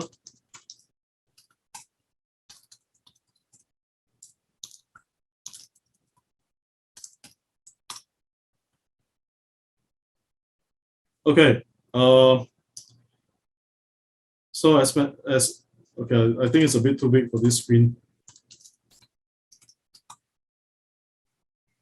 Oh, there we go. Okay, yeah. So what we have here is the distributions of the fare for those who survive, right? Which is in blue, and the fares for those who are dead. Again, this shouldn't be too different from what you saw over here, right? It shouldn't be too surprising. It's just basically seeing the same data but in a different format. Now, as mentioned, we can't use the t-test, so we'll be using a Mann-Whitney test. Bear in mind, difference is significant when p is less than 0.05. Okay, so when the p-value, there's this thing called a p-value, right? When you perform a statistical test, p-value is just it's just probability. Okay, so if p-value is less than 0.05, it means that the difference that you see between the two distributions, right, is not due to chance, but rather due to a real underlying difference. Okay, just bear with me. Okay, Now, we're going to use stats.manwhitney. U. We'll put, okay. So this is kind of like what we call the help box. Compute the Mann-Whitney rank test on samples X and Y, arrays of samples. So X and Y should be two different lists, right? Yeah, that's it, right? So the first list I'm going to put is survived, fair, and the second list is dead, fair. Okay. Now, what this will return you, right? When you do this, you get output, and the output will give you the p-value. Okay, question. Is the difference between survive and dead, the fair, statistically significant?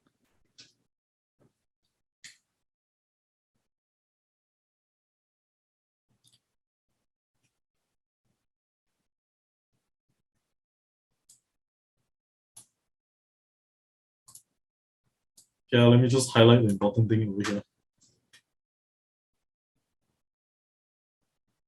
So e to the power of minus 22, right, is actually just don't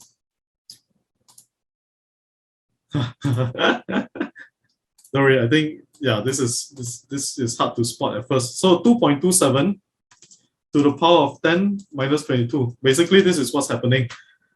Yeah. So is the difference significant, folks? Yes. Okay. Okay. Is anyone lost at this point? Please let me know if you need more explanation, guys. Give me a thumbs up if what I said makes sense.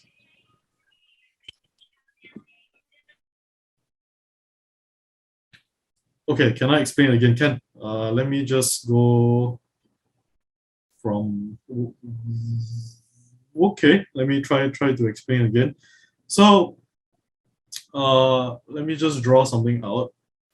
Now in the t-test, right, what we have is, okay, so to perform statistical tests, you usually have to fulfill certain requirements, and the assumptions are correct, right? But if we don't have those assumptions, so one of the assumptions is that the distribution must be a bell curve. However, right, for the fares, right, it's not a bell curve, right? It's actually just a curve like this, and as such, we can't use our traditional statistical tests that we learn in school.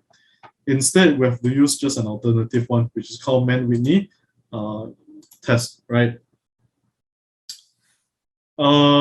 So what we did at first is to split the data set into whether the people survive or whether they don't. So if you take a look at, say, survive, right, this folks will be the ones who survive, and we can then take the fair from all of them, right? We can take the fair information.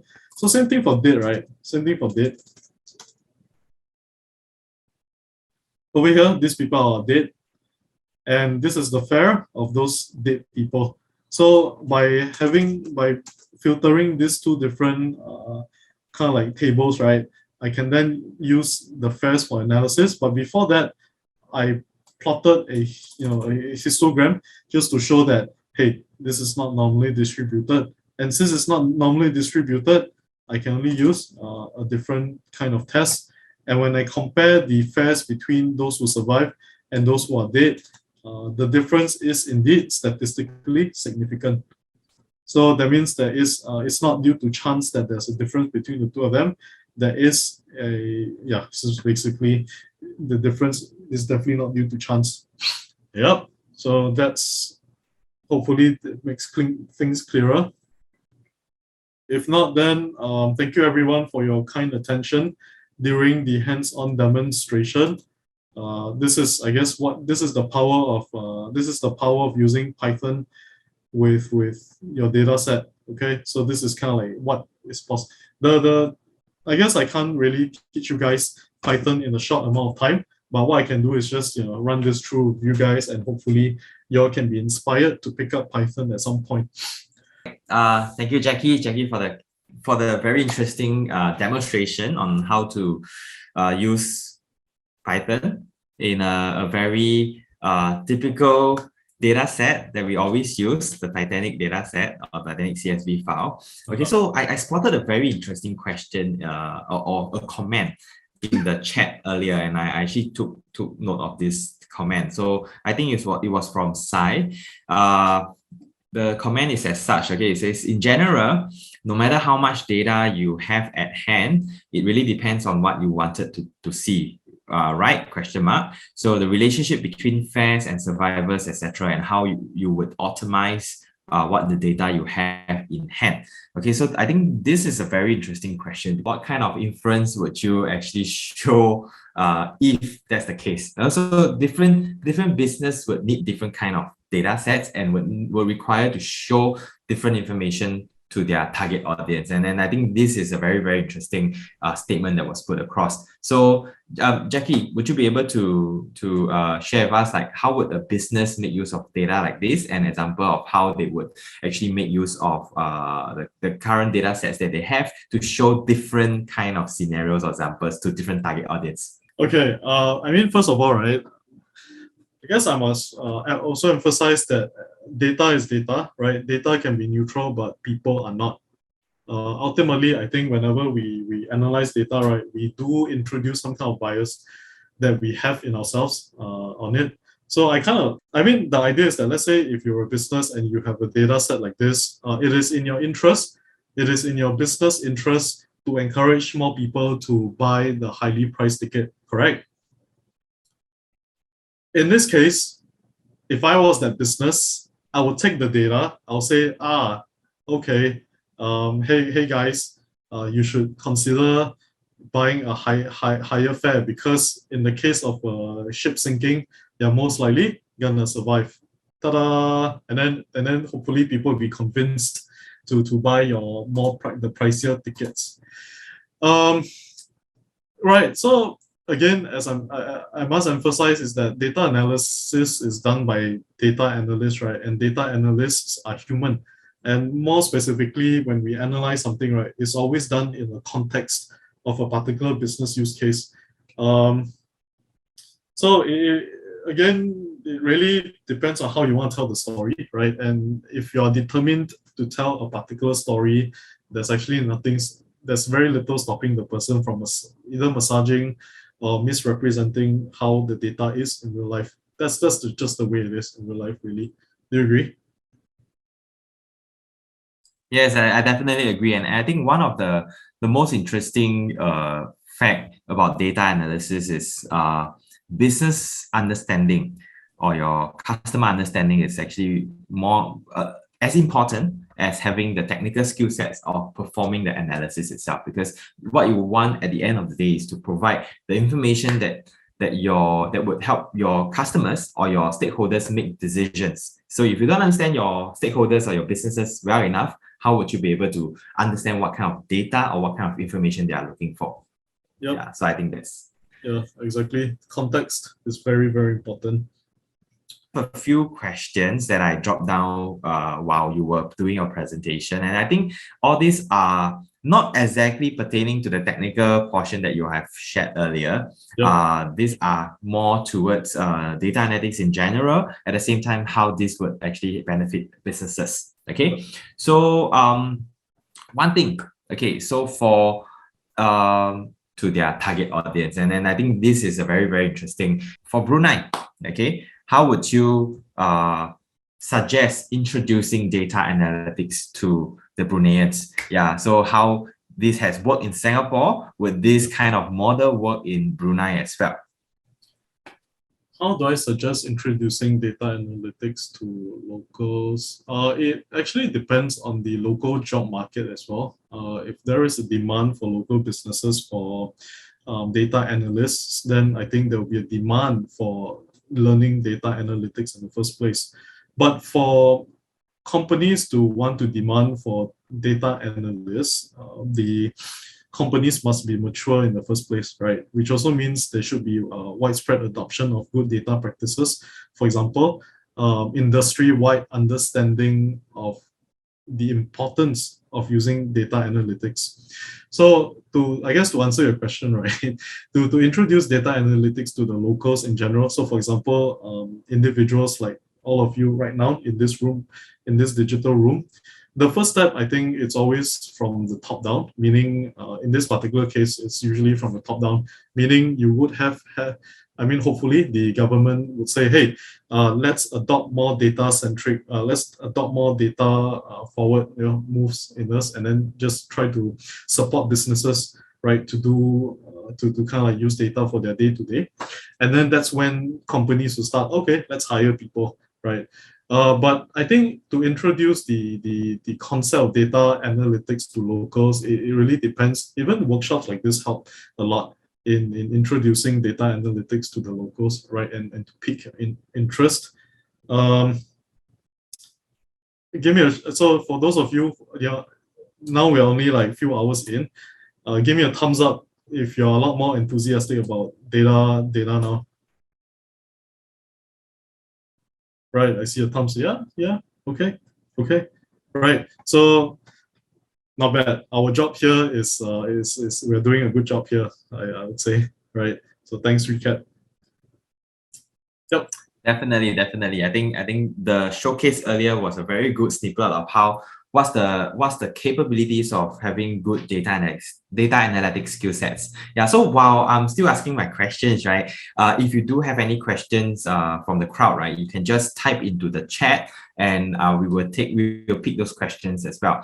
Okay. So while waiting for you to type more questions in the chat, I'm gonna ask the second question now. So this is like part 2 of the first question, where how do we get it started? And I recently, not say recently, but I come across this very interesting phrase or this term called citizen data analyst. Okay, and by citizen data analyst would be someone who may not have gone through a proper data science or data analytics kind of education path, but they learn it on the way. So they may be, for example, HR trained or marketing or sales trained, but they pick up data analytics skill sets on the way, and together with their domain knowledge in the job roles that they have, they make use of data analytics to help bring their business or their job roles to the next level. So how do you think this would help in companies? Okay, how would you think citizen data analysts will help in companies, and is it difficult for companies to make use of a citizen data analyst, or is it difficult for us to become a citizen data analyst? Okay, so those are good. Well, that's a quite interesting question. Thanks for that. So, a citizen data analyst, right, is someone. I guess I can share a few qualities of what makes a good citizen data scientist, right? So first of all, right, citizen data scientist, okay, it's quite a mouthful, but a citizen DS, right, is someone who is curious about his or her world, right? And as such, they have gone out of their way to collect data on their own so that they can perform analysis and whatnot. So, so someone like that is very curious and has a lot of initiative on his or her part just to investigate something. This can come in the form of collecting data manually, meaning you go out, you collect data by yourself, and then writing it on the Excel sheet, and after that performing analysis on it. Or you can take existing data set that's out there right now in say anywhere. So for example, let's see, let me think. In Singapore's context, right, we have an open data policy. So the government releases data sets all the time. A curious citizen data scientist will take that data set, analyze it, and come up with a story. So this is someone like that. Now, how would businesses that sounds very bad, but how would businesses take advantage of such people? Again, okay, wait, sounds horrible. How would businesses tap into this pool of talent, which may not necessarily be very obvious? There are a few ways, of course. Best way is actually encourage an environment where the employee can can explore his or her curiosity through their own projects within the organization, right? Actually, most of this, the way you can encourage citizen data scientists to use their skills in the company, right, will be to foster an environment where it's safe to do so. Because most of the time, right, if a company has poor culture, if let's say you try to do something innovative in that company, you're most likely going to be discouraged or shut down, or be like, hey, Jackie, can you not waste your time analyzing this data? Can you just do your job? So those kind of companies, they must realize that they should foster a good culture that rewards curiosity and exploration. So I hope that answers the question. Yes, definitely. And I think I saw one question from Sai. It says, is it safe to assume that to be a good data analyst, you need to understand statistics? Yes, short answer, yes. The reason for that is because if I think earlier on during my demonstration, right, sometimes it's also kind of hard to make an assessment if you do not use statistics. I think this is a relatively straightforward data set, right? But when it gets a bit more complicated, where things get a bit more complex, this is when your knowledge and statistics will start to shine and help you in making decisions. Yes, everyone, please brush on your statistics. Definitely. Having said that, right? So based on your experience, how long does it take to become a data analyst? And how do someone begin their journey learning about data analytics? Oh, how long does it take?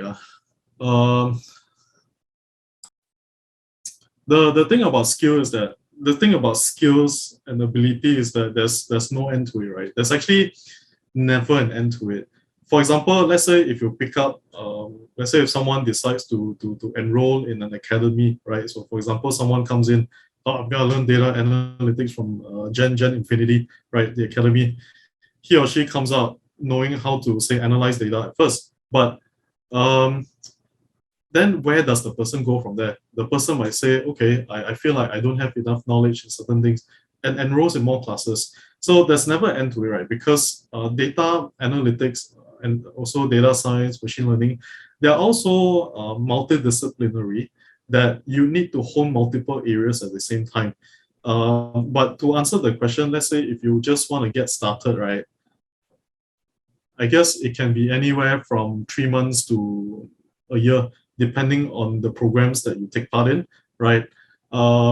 It also depends on what you want the ultimate outcome to be.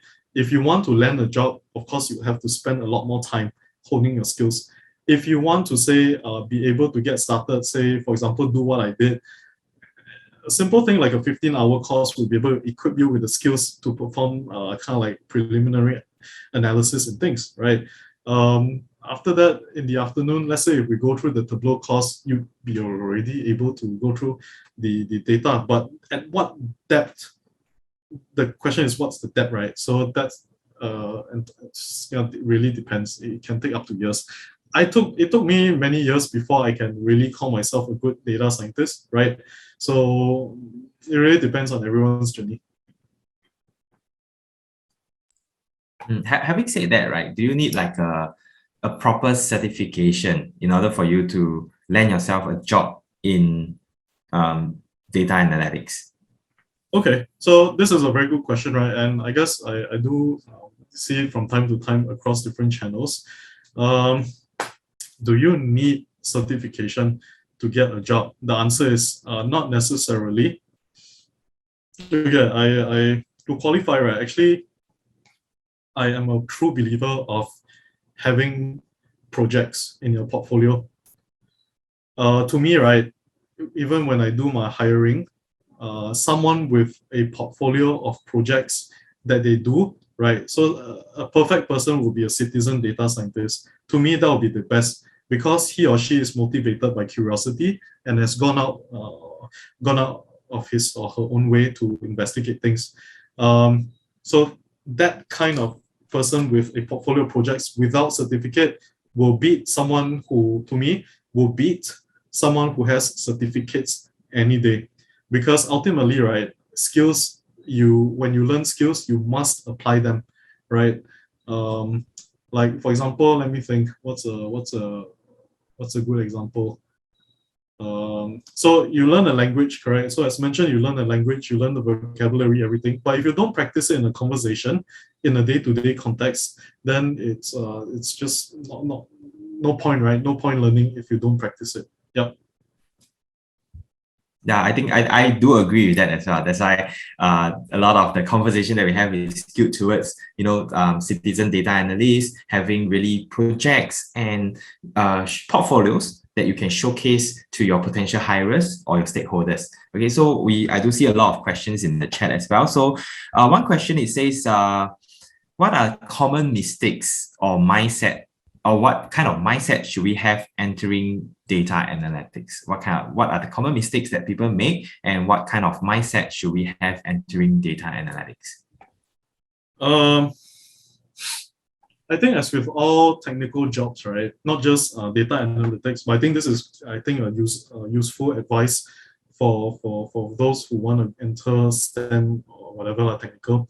First thing, I think I think you would have guessed it by now. Curiosity is very important, and together with curiosity, having an open mind is also quite important, because right, say for when working with data, sometimes you'll be surprised by whatever insights that come in, and it's very hard, or rather it's very easy for our own human biases to come in and kind of like influence the way we interpret the data. So an open mind is necessary. I think it's important to be an independent learner, because in coding in general, right, most of the time you'll be stuck, right? The reason why it looked like I wasn't stuck during my demonstration earlier is because I stuck to the easier stuff, right? I didn't do anything too fancy, but most of the time in my day-to-day, I will be stuck when it comes to coding.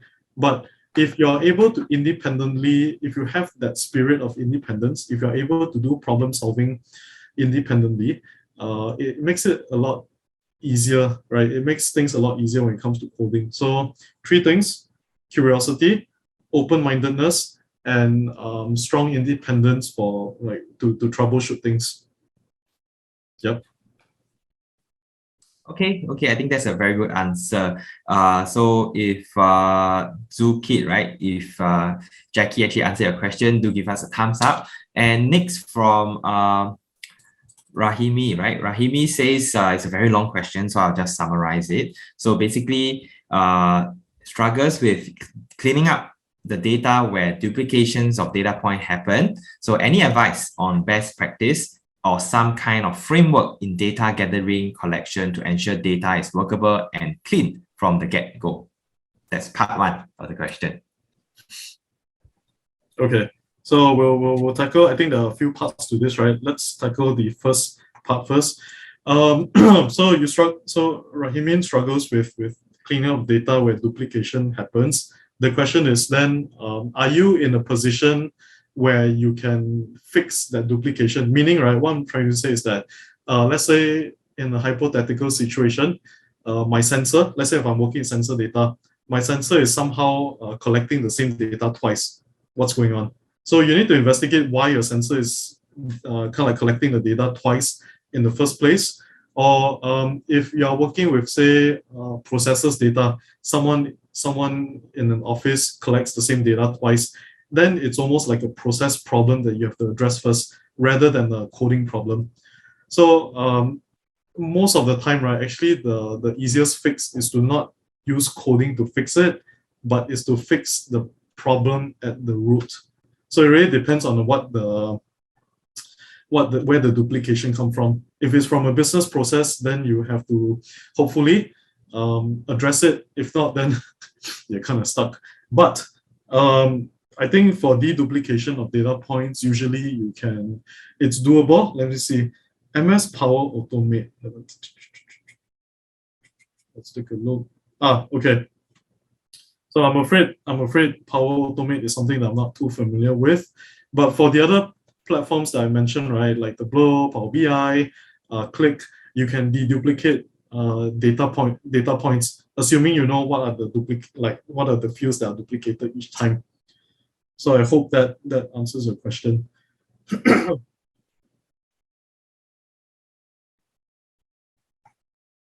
Best Okay. practices. Oh, sorry.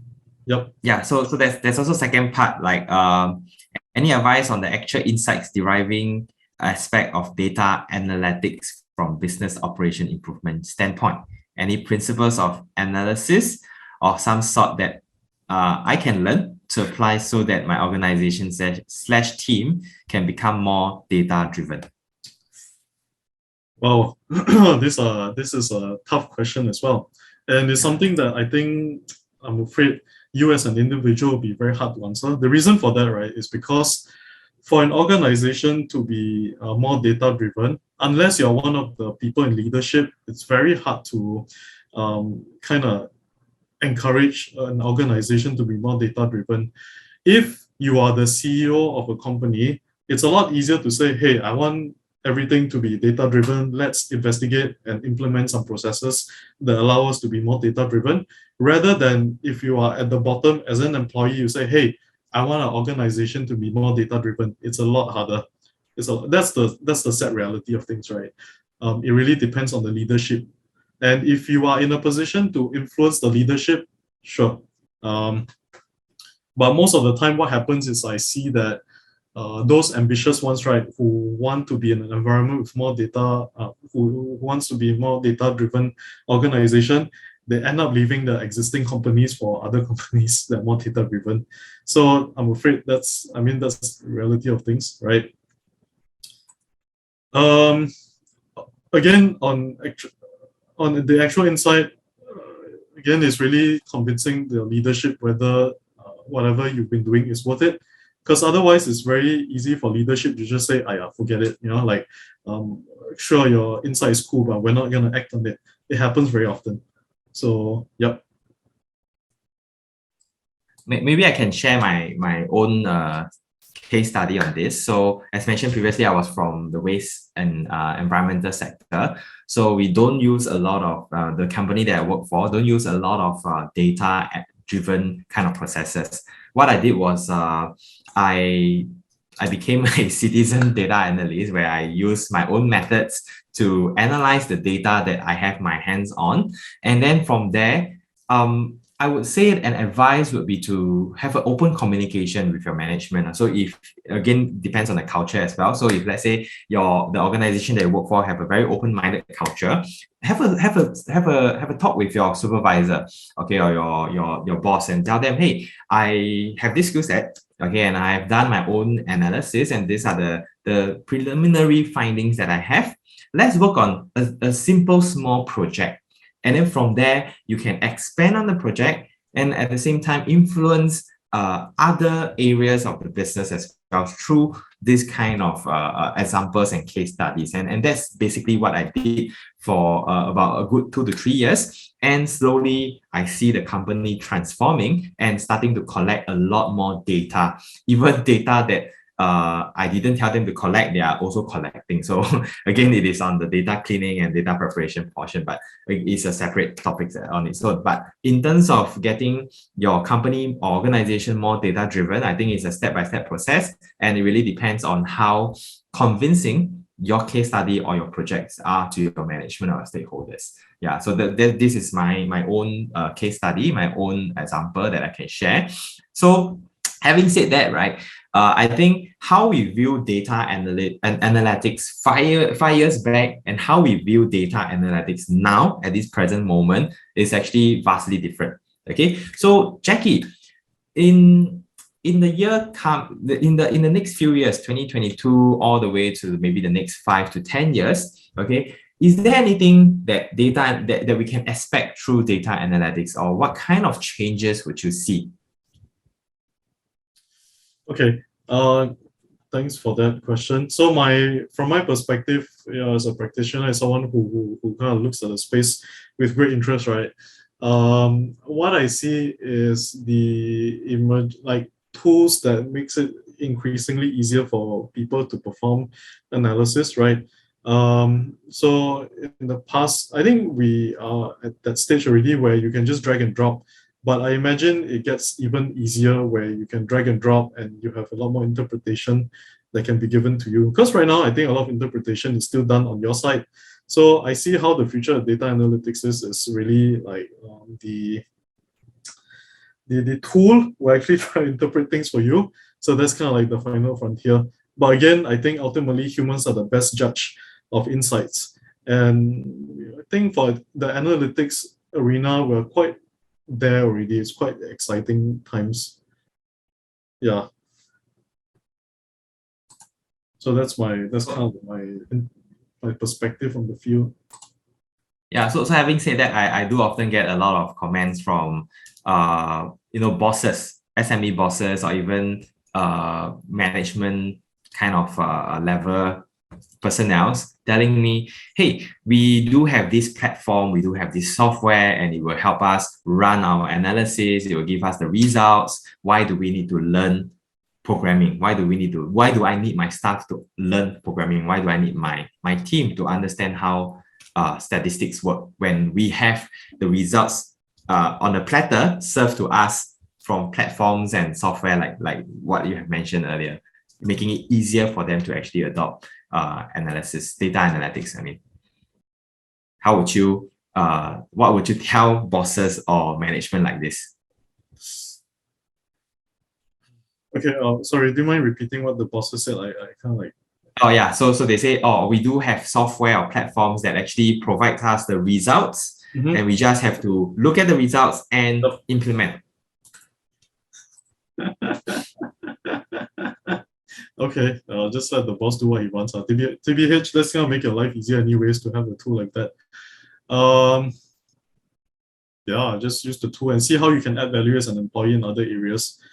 Because tools only give you certain dimensions of the insights, right? And then it's up to you to dig additional ones. Usually tools are great, but they don't kind of tell they won't help you tell the entire story. So there's always room for more interpretation, right? Because ultimately, yeah, it's really up to you to add that business value to the insights that come from the tools. Okay, so I can see one more question from the chat. So how do we ensure data quality?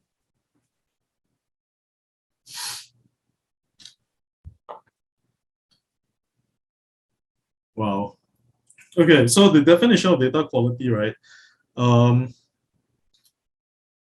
That is to be on the same page. Having good data quality means that firstly, there's no duplication. The format is regular, is consistent. There's no missing data. What else? There's no weird addition or mutation or some kind of like substitution from other sources. So for those, right, actually, there's only, I mean, I'm just gonna come from a kind of like a very practical practitioner point of view, right? Is that actually your data that comes in whenever and wherever, right, is always going to be dirty. There's only so much you can do in ensuring data quality. So first thing is ensuring that the processes, the business processes in place are as coherent and okay as possible. So when it comes to say, let's say if your data collection comes from humans, right? So for example, accounts or reconciliation or say even like administrative work, right? You just have to ensure that the data is of particular quality. Everyone has to be aligned in the sense that they need to know exactly what they're collecting and why.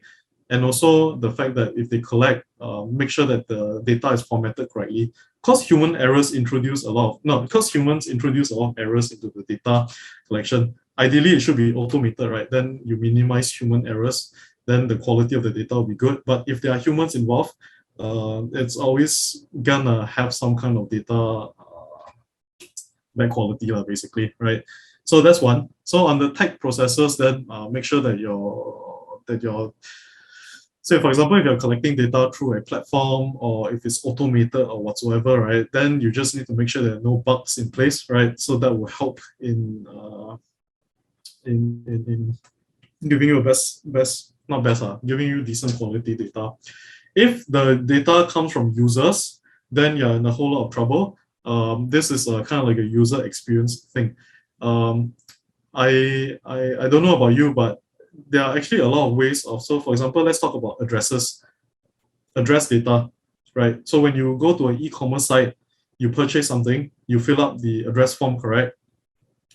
Actually, e-commerce address data is still one of the largest problems right now when it comes to data quality, because when people enter their data, right, you have all kinds of like typos, you have spelling mistakes, you have people putting all of their address in one single line rather than 2 or 3 lines that they're supposed to.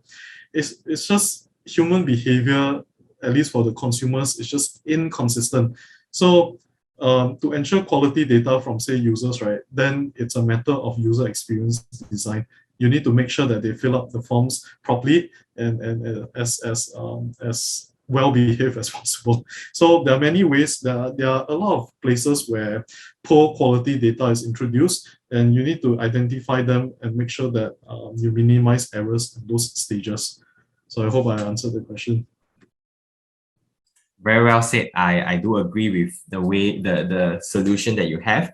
But I would like to add something else. I think quality of data is one thing. Quality of the data set is another thing that we need to look at as well. What kind of data we are collecting, okay? And then we identify how accurate or how consistent these data are. Again, and I'm not going to drill Jackie with a lot more questions. I'll just end with one last question over here, Jackie. So with data analytics continue to be, with more and more people or individuals like ourselves over here in this room, becoming more and more familiar with data analytics and having maybe proper training in data analytics, will data analytics continue to be a niche skill set in the jobs market as more of us becoming more aware of its existence? Will it still become a very niche kind of skill set, and will this be one of the most sought after skill set, at least for the next few years to 5-10 years maybe?